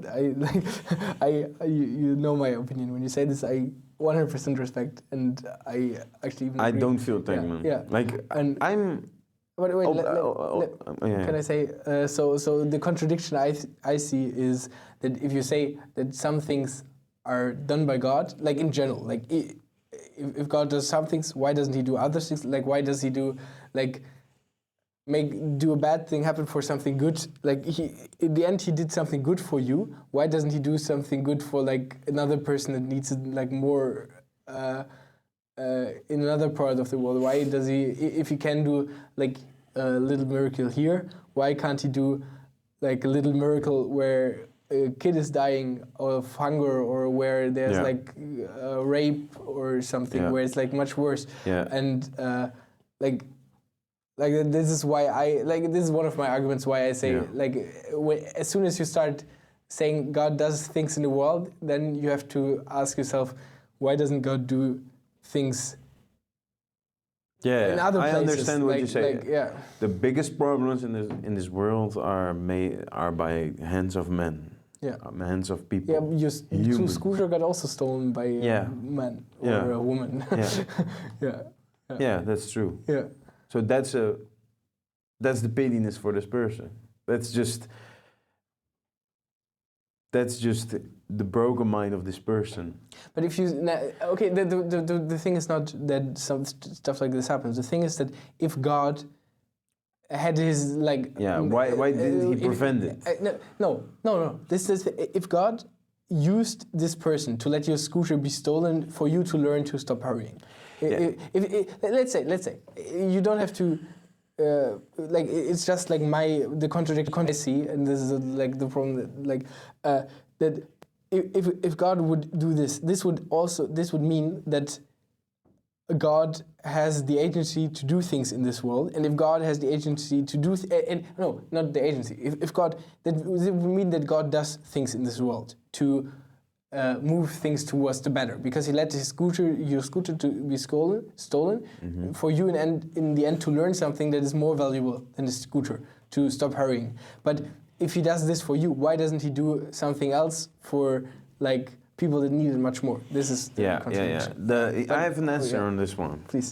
Yeah, like there's this. I'm not sure where it was in the Bible, because I struggled with this one in the beginning of my religion very much. My father is a pastor, by the way, so I went to him and I'm like, "How does this work?" You know, like, like he said, that's the sovereignty of God, and that's a really tough subject that you come with. But let me try to explain what I believe he said. And he got this Bible text of God sending a certain group of people to conquer another group of people, like with violence, like with war. And they went, but they just not conquer them, but they slaughtered and like they did way more than just conquer. The Israelites or the Yeah, I thought it was a group of. I'm not sure. It's like God, it's a long time ago, and but okay. So God said something like, "Why?" Man, it's been so long, but it really cleared something for me up. And the essence of this this Bible text is that God calls people to do some things, but people also have the free will to do things. So they didn't conquer. They put people on horses, for example, and just dragged them through the street and raped women and shit like that. And that's just the freedom of a person. And many of these problems that you said is just the brokenness in the free will of people, because oh man, there's this. It's really hard to explain, but it's just this is a very broken world, and the brokenness of this world can do very broken things to people. So, do you know the story of Cain and Abel? It's in the It's like everybody's in some way a Cain and an Abel. Like the story, for people that don't know it, is like the children of Adam and Eve. They were like two brothers. Yeah, one was really envious of the other one, and he basically killed his brother. Like short form.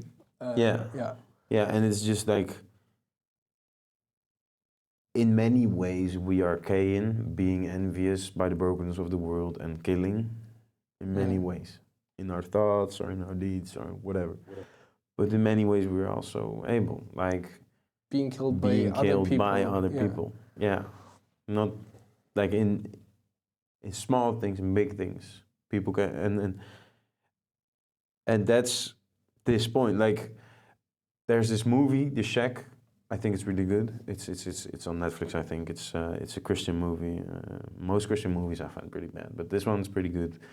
And there's this moment of a conversation with wisdom.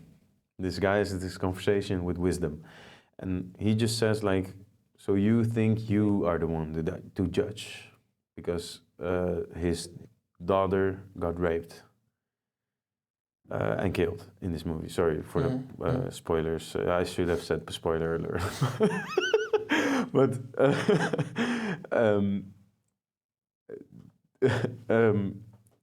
and then he just he just hated this guy with everything, obviously. And then she said, like, you name if these people go to hell or to heaven. And then the first person that comes is this raper.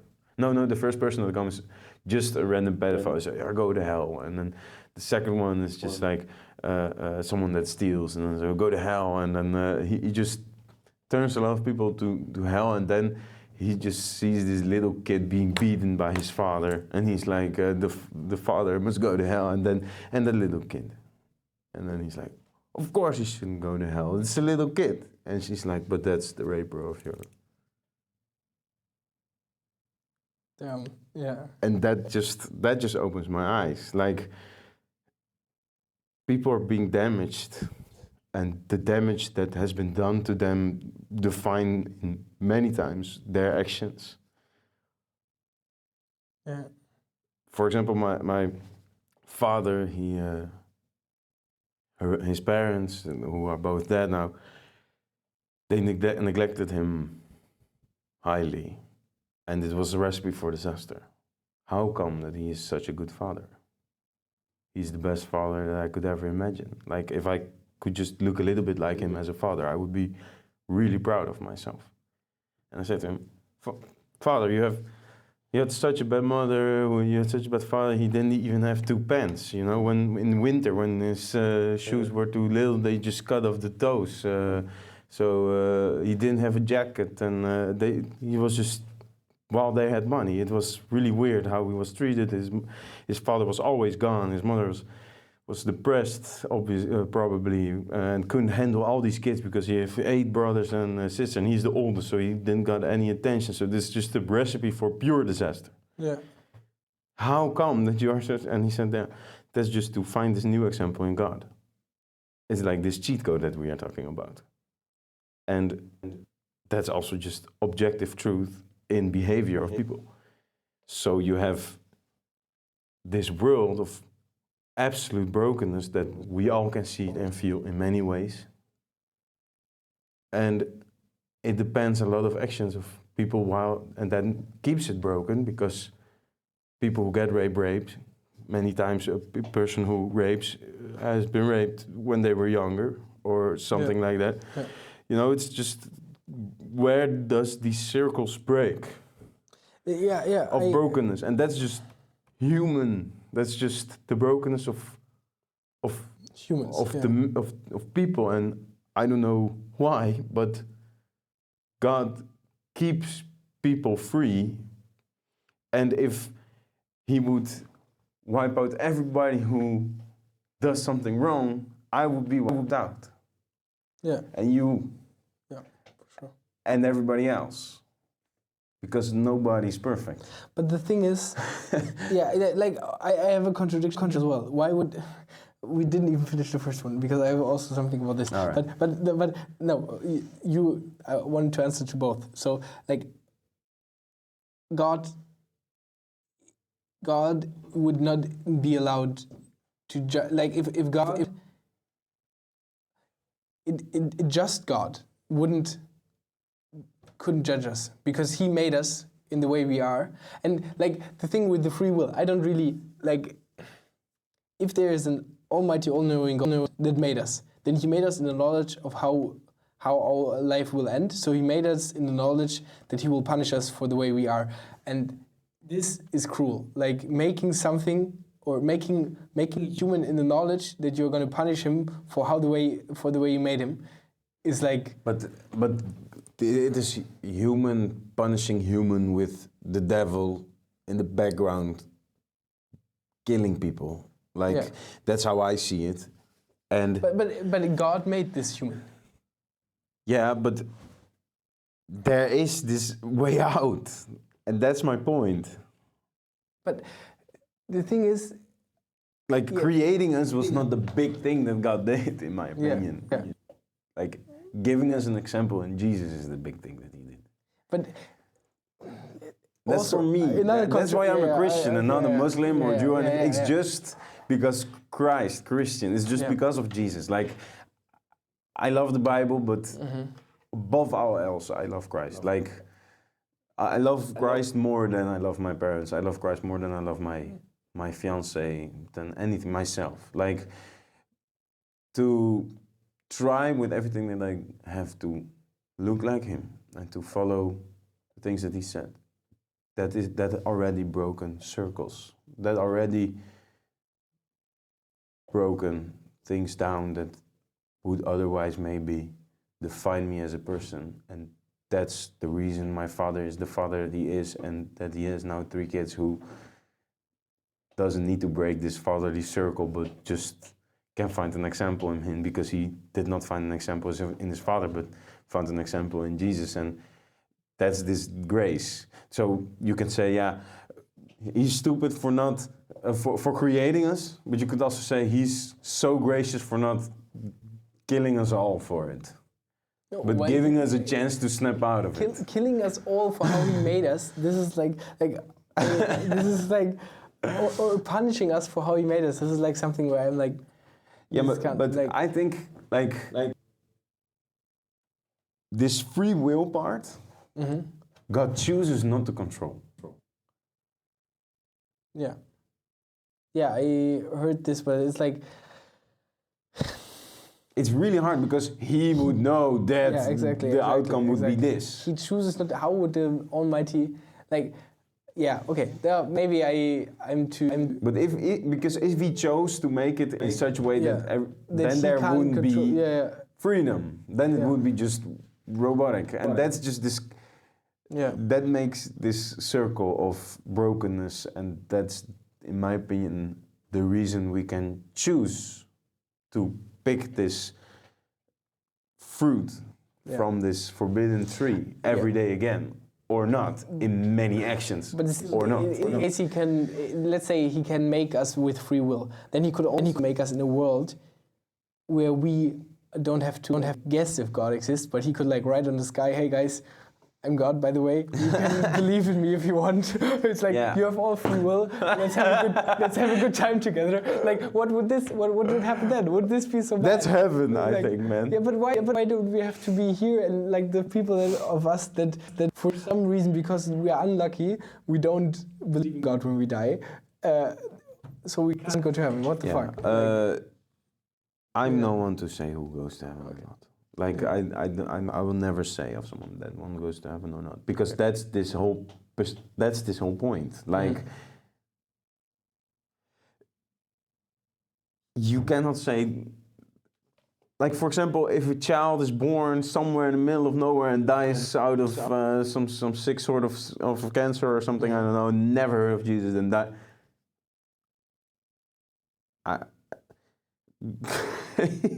Some people say, yeah, you never heard of Jesus, so he goes to hell. You're no one to say that. Yeah. Like, nobody can make that decision for anybody. Yeah, but I could say like, oh, I'm a good Christian, I'll probably go to heaven. I don't know. Oh man, I had a dream. Yeah. 4 days ago, where Jesus came back, and some people were sent to heaven, and I was sent to hell. I was just in hell in my dream, and it was crazy. Like, we had like this waiting place. It was like in caves in the ground, and it was like very hot and like red and like the Dante hell, you know. And I had to walk with such a figure or something, and I needed to look in some hole through an eye who looked at me, and just all the fears that I had like just burst over me, and I was praying to God, but he wasn't there, and then I woke up. Like, I don't know, man. If it made me pretty scary.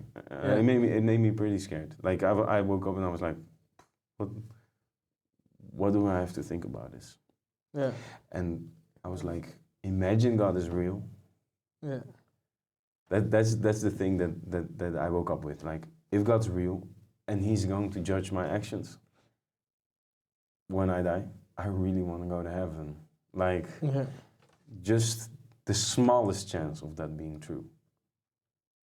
And really going for it makes you a better person. Like, I believe that. Like, if you really go for it, you look to the Bible in a good context and not in a deceitful way. Just read it for yourself and make good actions out of it. So yeah, nobody can say who goes to heaven and who goes to hell if it's real. Nobody. I will never say that to anyone. Okay, that's good. Yeah. That's good, really. Like it really scared of people to say the thing you do now, you go to hell. Yeah. Yeah. Man, that's that grabbing and throwing on the ground, man. The interesting thing is, one of my best friends, like he, like the one that's super Christian, like You told about it in the summer. He believes, like he does this. He tells people, if you live this, you're gonna go to hell, because he doesn't tell it in a bad way. He says this out of love for people, because he really believes that if you don't believe it, like Jesus said, no one goes to the Father except through me. I don't know. Like this is like, and he really believes that this is true. And he's like, I don't want people to go to hell, so I want to tell people that, like, hey, there's Jesus. He can save you from not going to hell. But still, it's like, this is not like. Yeah. Still, what I would say to this friend who I really want to speak with. I don't know if he lives in the Netherlands. He will listen to this. All right, but I really want to have a conversation with him, because man, as a lover of Christ, man, I love to have different opinions and just talk with it in grace. But I can. Yeah, just probably for this for the group. But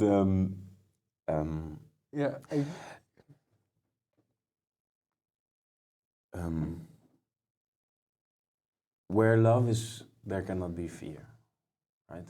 That's like in the Bible, like to respond with the Bible text. I said it again. I said it before, like to say, if you go like this, you go to hell. Yeah. It's out of fear. Yeah. It's like, if you do not eat this, you won't be nutritious and you will die. Something like that. It's like, man, I just really taste something good. Yeah. And it's a cheat code for cooking. Yeah. And you can taste it or not. Because that's the free will that God wants to respond to. And that's what I believe. And to say, if you go on like this, you'll go to hell. You don't know that, man. Yeah. You don't know that. Christ himself was hanging on the cross. Yeah. Next to him, 2 criminals who we don't even know the name of. Mm-hmm. It's like, they're nobodies. They're just there for a reason. They were getting the death sentence because they were just pure criminals. Yeah. And the right one, he said something like, yeah, if you're God, then save us. Yeah, take us down or something. Yeah, actually, it's something, you said an equivalent of that, like, why? Yeah, exactly, I say this, true. And the guy laughed to him, he says, but this man has never done anything wrong, but he still bears it all. And there's just this moment of insight. Yeah. Like, he's God. And he said, Lord, will you remember me when you go into the kingdom? And Jesus, he ignored the one fully. And he said, hanging on the cross, today I will see you in paradise. Yeah. His whole life he has been a criminal. You could say to a criminal his whole life long, you go to hell, you go to hell, you go to hell. Yeah. But this last minute of choosing with his heart for God saves him. And that, true or not true, there's this moral behind it that you can never say of someone's life that it's over, like that. Okay. I think my friend doesn't do that. You know, he doesn't say like, "Oh, you're for sure going to hell." he's like, exactly. If you don't like, he's happy if you have this insight in the last moment of your life. But he's like, if you don't want to go to hell, you have to have this insight at some point before you die. Like this, and he wants, and he's like, he really wants to help people so they don't have to go to like it's like and I understand what he's doing there, and it can work for some, but what I think is what I learned, like I did that also in some way, like in somewhat the same way, But I learned that my opinion is just my opinion, man. Like things that really work to have a good conversation about this for me that I experienced is my experience and the Bible. Like if I just responded with the Bible, and it's just this is what is written here. What do you think? It's not like you have to do something, or it's just like, what do you think of this text? Yeah. And sometimes it really can touch people if it's a nice text and then like wow, and then you can have a conversation about it. But your opinion is just, who are you to think that? Yeah. You know? Yeah. It's just the same as you saying like, man, you should eat healthy, man. Or you let me read an article about saturated fats. Yeah. And we just talk about it. Yeah. Yeah. You do the same, Yeah. essentially. But the one is just getting the plate and saying, "Wow, man, look at this food." Yeah. Or eat, man, eat. Yeah. You want to taste? That's a way different approach, and I think one can be pushy. And I was pushy. I sometimes I've been pushy. But I experienced that if I let it lead, that I really just trust on God and just relax, not trying to convince you with anything, and just ask God, will you give me the words tonight to say what's good, and then believe that, and fall back on that, and relax. I don't have to prove anything. That makes way more relaxed conversation. So that's what I would say to him. Like, Maybe, never say this will bring you to hell. Maybe I'm also, I'm not sure. Maybe I characterized him a little bit wrong. Like, if you're listening to this here, like, I don't know. Like, maybe it changed over time. I know that he believes that heaven and hell exist, and I don't know if he's like. I don't think he's walking around being like, you're doing it wrong. I'm sure. Like, for sure, he's going to be, he's like, okay, it's God's work. He's just, I think his thing is like, I'm going around and like, I will tell people of God, but in the end it's God's thing. If people will listen, it's like, it's not his task to make people believe in God or anything. And, but still, I think just the fact, like I just like see this or this problem, and if you say people that believe in God go to hell, I see this problem. Like if God made us, why should He punish us for how He made us, or why even if there's like this argument with the free will, even if like God had to give us free will and then maybe some of us are bad, why does He make hell? He can just turn lights off or something, but He doesn't have to punish us for it. Like, this is like, I would not want to, like let's say, like, some child rapist or something, like the worst person you can think of. Mm-hmm. Like, I would not want to punish this person internally. I would rather say, lights out for this person, like nothing. Like, rather nothing than internal suffering. Like, what the fuck internal suffering? Like this eternal suffering. Eternal, yeah. Eternal. It's like, yeah. I think another book recommendation is The Great Divide from C.S. Lewis, Christian writer, and such an amazing book. Spoiler alert. This time you're learning. It's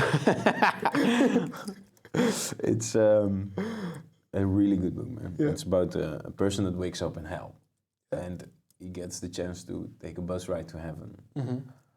But the whole point is, hell is just empty. You know, hell is not Dante's Inferno. It's not like that. Those ideas were made by people. Huh? Mm-hmm.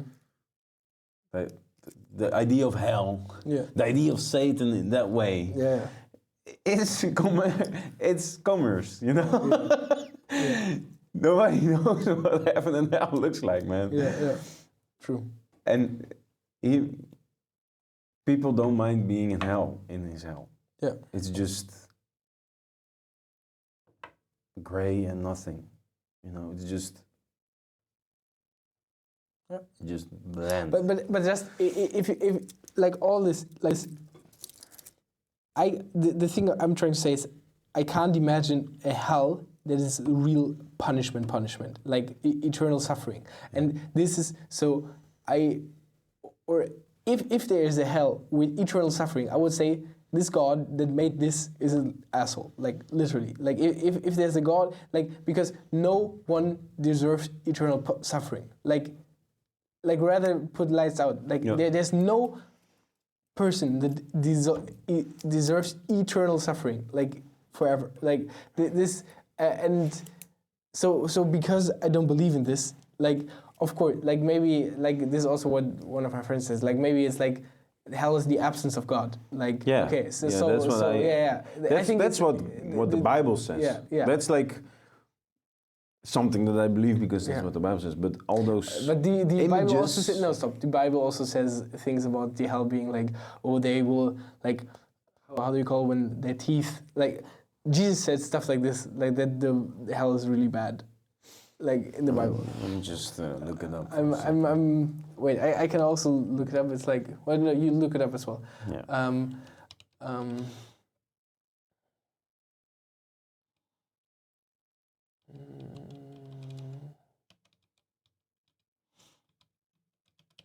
Oh, sorry for people listening. I'm just, we look at stuff up in the Bible. Wait, but no, just maybe I'm not gonna find it. I don't know. My phone is so slow. Okay. He says, it is a place of eternal torment. Like, okay, Luke 16:23, it's like, he says it's a place of eternal torment of... Okay, Luke 16? Luke 16:23. Of... also Mark 9:43 and Mark 9:48 and Matthew of unquenchable fire, where the worm does not die, where people will gnash with their teeth in anguish and regret. Like Luke 16. Wait, this is Matthew. Wait, the last one was Matthew 25. Okay. Wait, no, not Matthew. Wait, what the fuck? Where is it now? No, Matthew 13 for the. Wait, and throw them into the fiery furnace. In the place there will be weeping and gnashing of teeth. This is Matthew 13:42. It's what Jesus says. And like, I can also read the other ones. I have all of them here. So Luke 16:23 is, and in Hades, being in torment, he lived. Wait, just one by one. Matthew 13, verse. Okay, Matthew 13:42. 42. So and throw them into the fiery furnace. In the place there will be weeping and gnashing of teeth. 41, huh? 42. Matthew 13:42. Also, I can, for the people listening, or do you have it? Context. Please. I didn't. Right. It's about the parable of the seed. Mm-hmm. That's what's before this.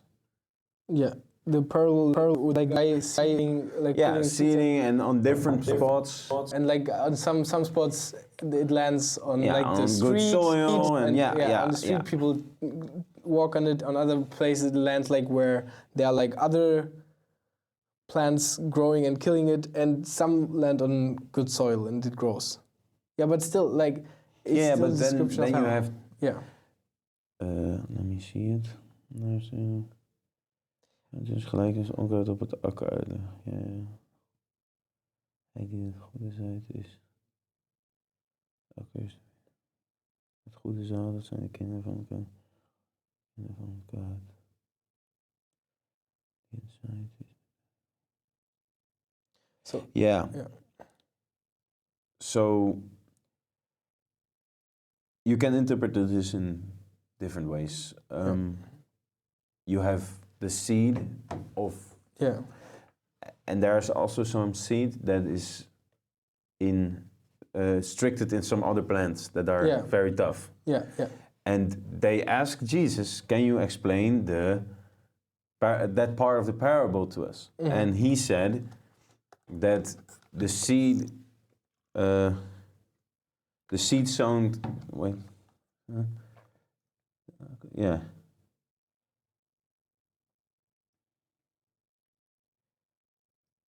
Yeah. So he who sows the seed is the Messiah, is God, is Yeah. something like that. The place where it lands is the world. The good seed, those are the children of God. So The ones human, landing at yeah. the right place. Yeah. No.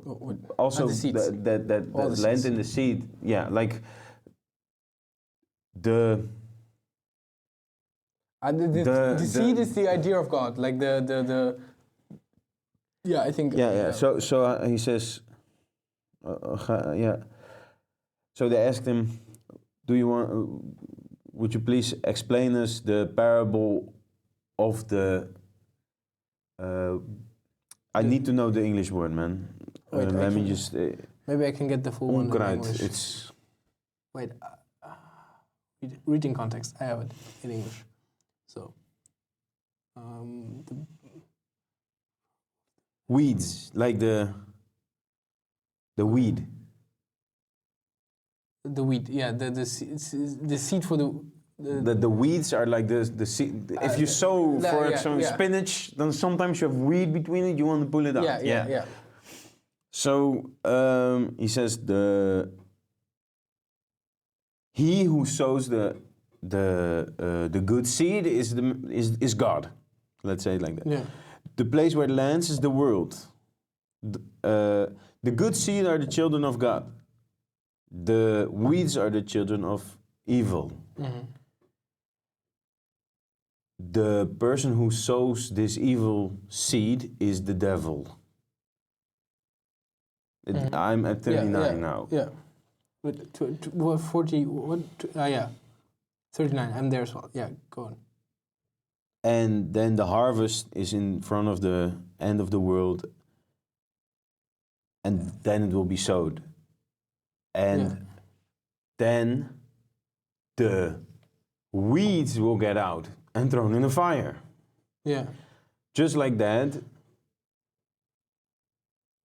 The Son of Man will send his angels, and they will gather out of his kingdom all causes of sin and all lawbreakers. You know what I think this Throw is? them into the fiery furnace. You know what I think this What? is? What? Demons. Okay, what do you mean with that? You have the devil, Yeah. and the devil sows also something. Yeah. And those are demons. Yeah. You're a person growing and then get obstructed by weeds. Yeah. And those are demons. Yeah. And just like that, and they are the causes of sin. Yeah. I'm not sure, but this is how I interpreted this now. Eh? But I need to check this out a little bit more. Okay, but true. then these weeds, these demons, they will get. That's thrown also into the happening fire. in the last book, Revelation, Mm-hmm. with this big war, and then the devil finally being dead with all his followers like dying, and those are the demons. Mm-hmm.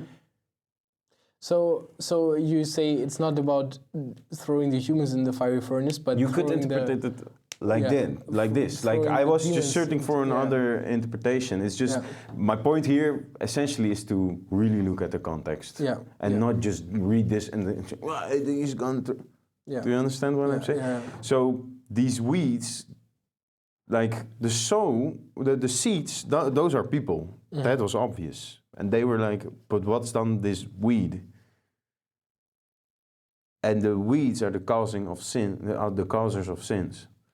And I think that's the devil and the children of his devil, or the demons. And they will get thrown into the fire, like weeds get thrown into the fire. It's just, like, he really chose to talk in ways people understood. And I love that. Like, these parables, everybody there saw people seeding, But stop. sowing, Yeah. and throwing the weeds into the fire, and he just connected that to explain how people can get. The problem is, it's not that easy to explain because we can interpret why like in other.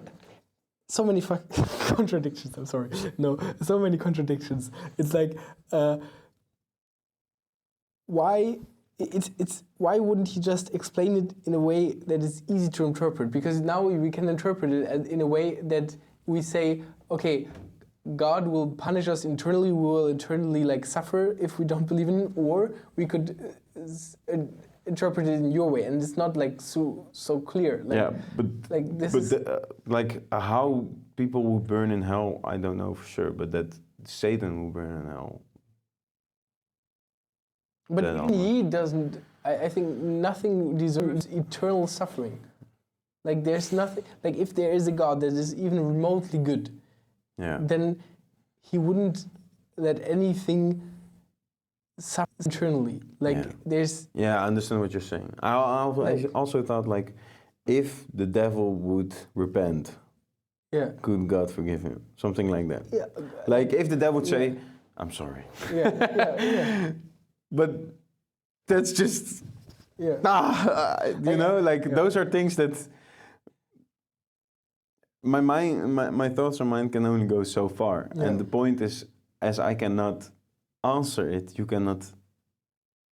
There's no way to Yeah. neglect it, but also no way to prove it. There's just this open, spiritual, subjective thought that you can Yeah. prove or not, and it's really hard to.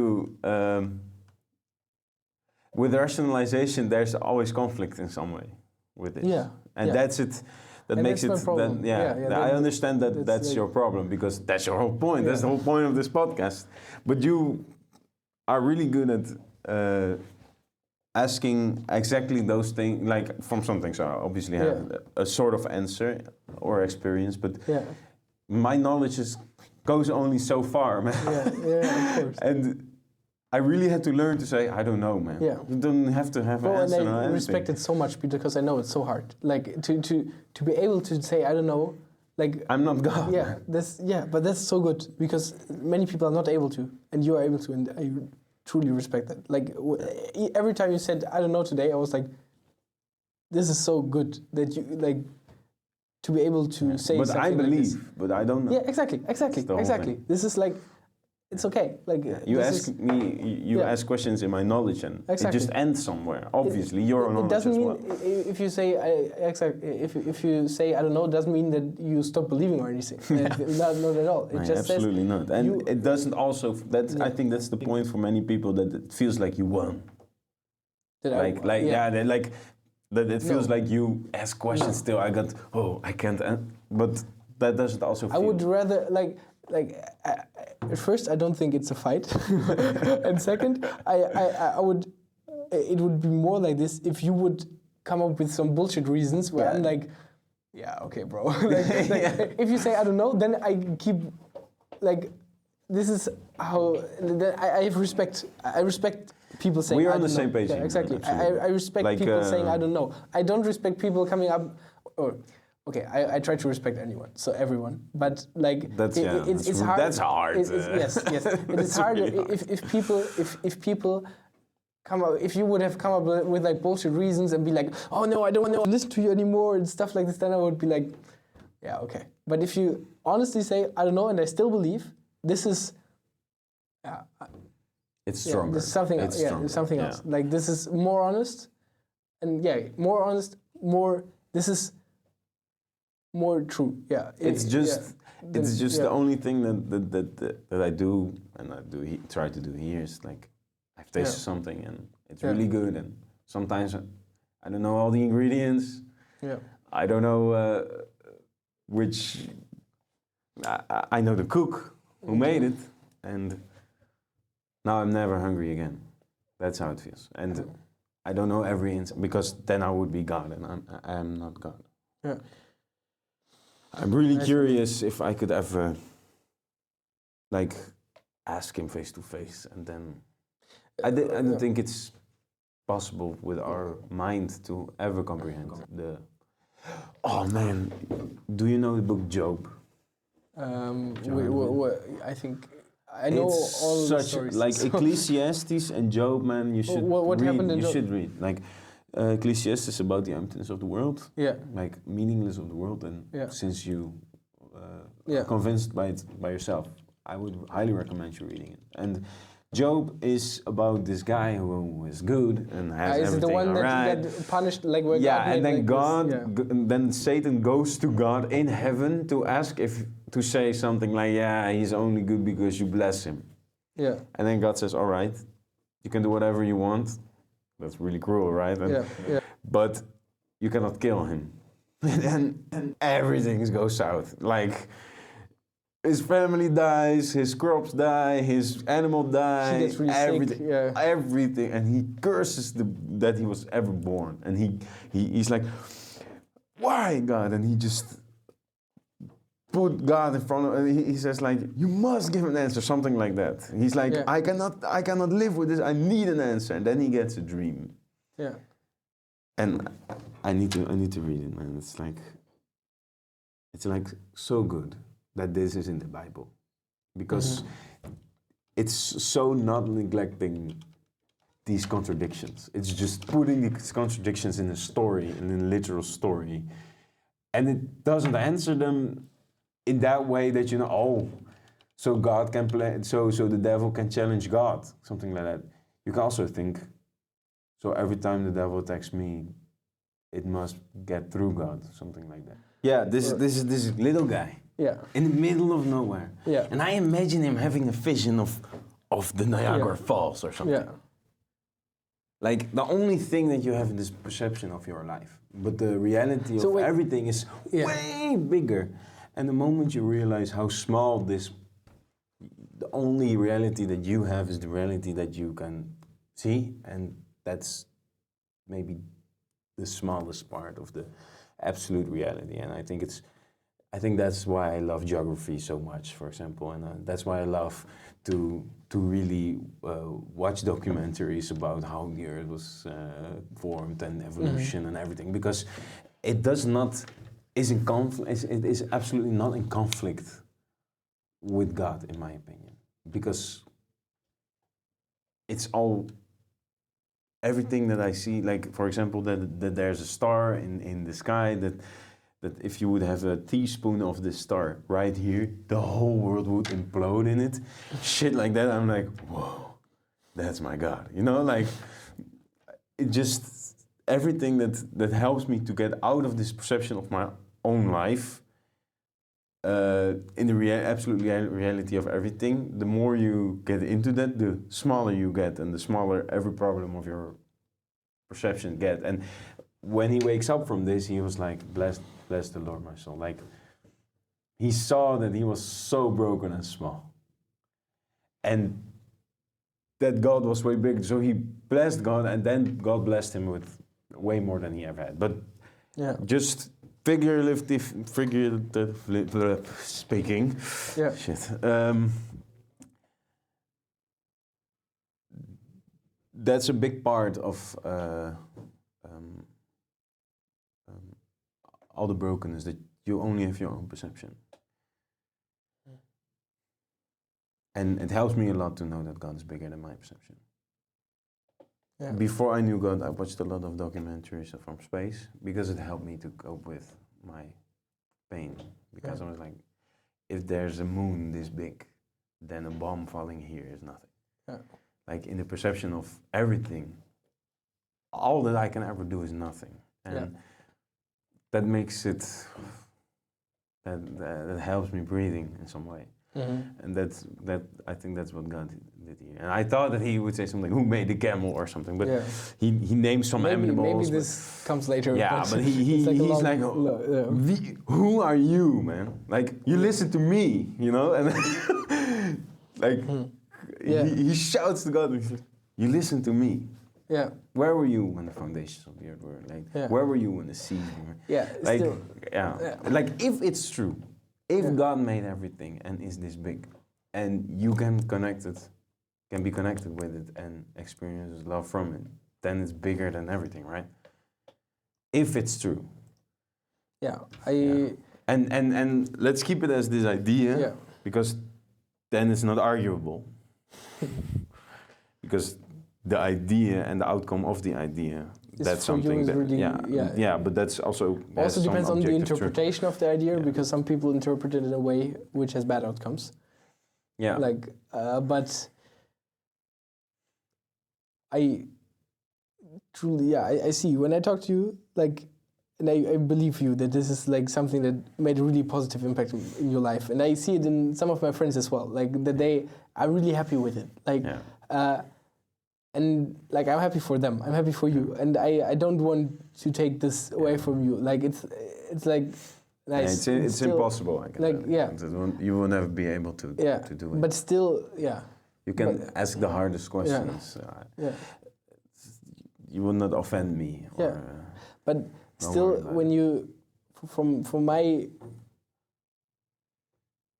this is not how like I'm really open, you know. Like, but I but you want to stick to the truth, the absolute exactly, truth. Exactly. This is like I'm really open, but I'm not gonna lie to myself to believe something. I want to believe in. I really want to believe in what I really believe. I don't want to like try to forget stuff to believe some, because so of course I want. You can't believe in something that you don't believe is the truth. Like it's just not possible. Then you don't believe in. Like if you don't believe that something is true, then you don't believe in it. Like that's. So I want to believe in what I believe to be true, of course. Yeah. And I don't like. Yeah, I want to believe in the truth, and so for me, I see too many contradictions, and like I'm happy if people want to discuss this with me, but I'm also like, nobody is going to be able to take these contradictions away. Yeah. C.S. Lewis was.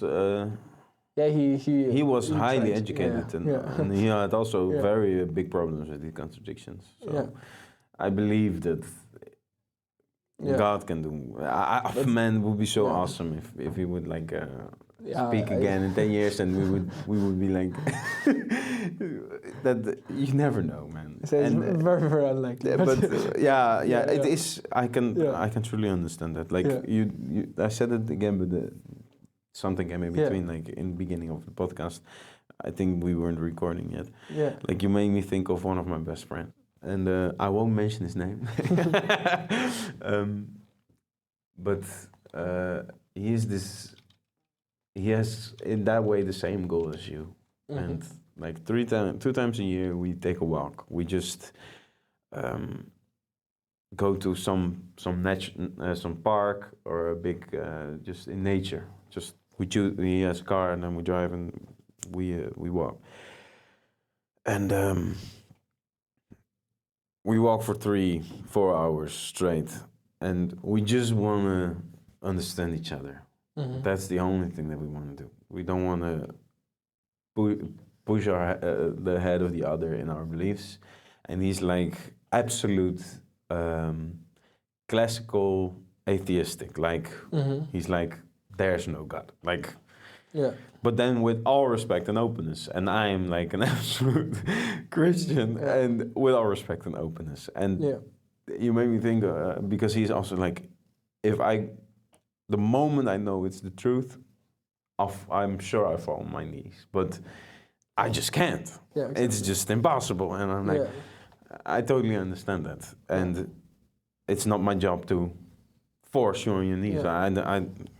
I don't mind. It's good that it's good to be critical, to have a critic view on things. But I'm hoping that it doesn't cost too much, because, like you said, all the philosophers together, and then everything was meaningless all of a sudden. It can also maybe.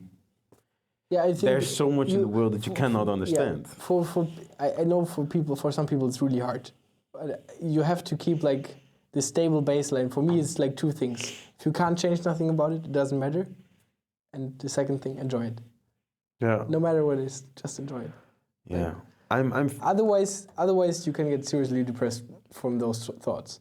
Like pessimistic, deeply pessimistic. I think also like really like like literal depression from if this thought that nothing matters can be really, really bad for some people. And if you don't like really remember, if you can change nothing about it, it doesn't matter. Like you don't have to remember it because you have God, but for the people to listen that don't have Him, it's like if you can change nothing about it, it doesn't matter, and enjoy it. Like You know, the ups and downs. the Anonymous Alcohol Anonymous. Like the I've place you go, never where, been there, where but you, yes. when you have an I know- addiction, I like know I am the Tony, I'm system. addicted. Hi Exactly, Tony, exactly. yeah. I've been there a few times, and they end up with this saying, Yeah. and Yeah. The serenity prayer. Is it like, God grant me to change the things that I can change, accept the things that won't change, and the wisdom to know see the difference. Yeah, exactly. And I think This is it made exactly me it. think This of is it it. because Yeah, it's asking God for the same. yeah, yeah. And I don't believe that there's a God, so I just try to remember for myself and Yeah. ask God for it. Yeah, exactly. Yeah, Yeah, but this cheat code, man. yeah. I see how you enjoy it. Like, Yeah, man, it's- I see the point, but I also see the point in trying to go for the truth. So it's like yeah, it's yeah. okay. But for me, it's absolutely the truth. Yeah, Okay. it's 100% truth. Like there has happened too many things to think it's not the truth. Like, yeah. Okay. Nice, Tony. I really enjoyed this podcast, man. It was super Me cool too, to man. talk to you. It was really nice. This has been a Rational Optimization podcast. I hope you learned something. Guys, I made something cool. On my website, I made a list with my favorite episodes. So if you haven't listened to all the episodes that I already made and you want to know where to start, like there I listed like in the rank of how much I like them, all the episodes, and I regularly, like whenever there are new episodes that I really like, I update the list. The link is in the description. Enjoy.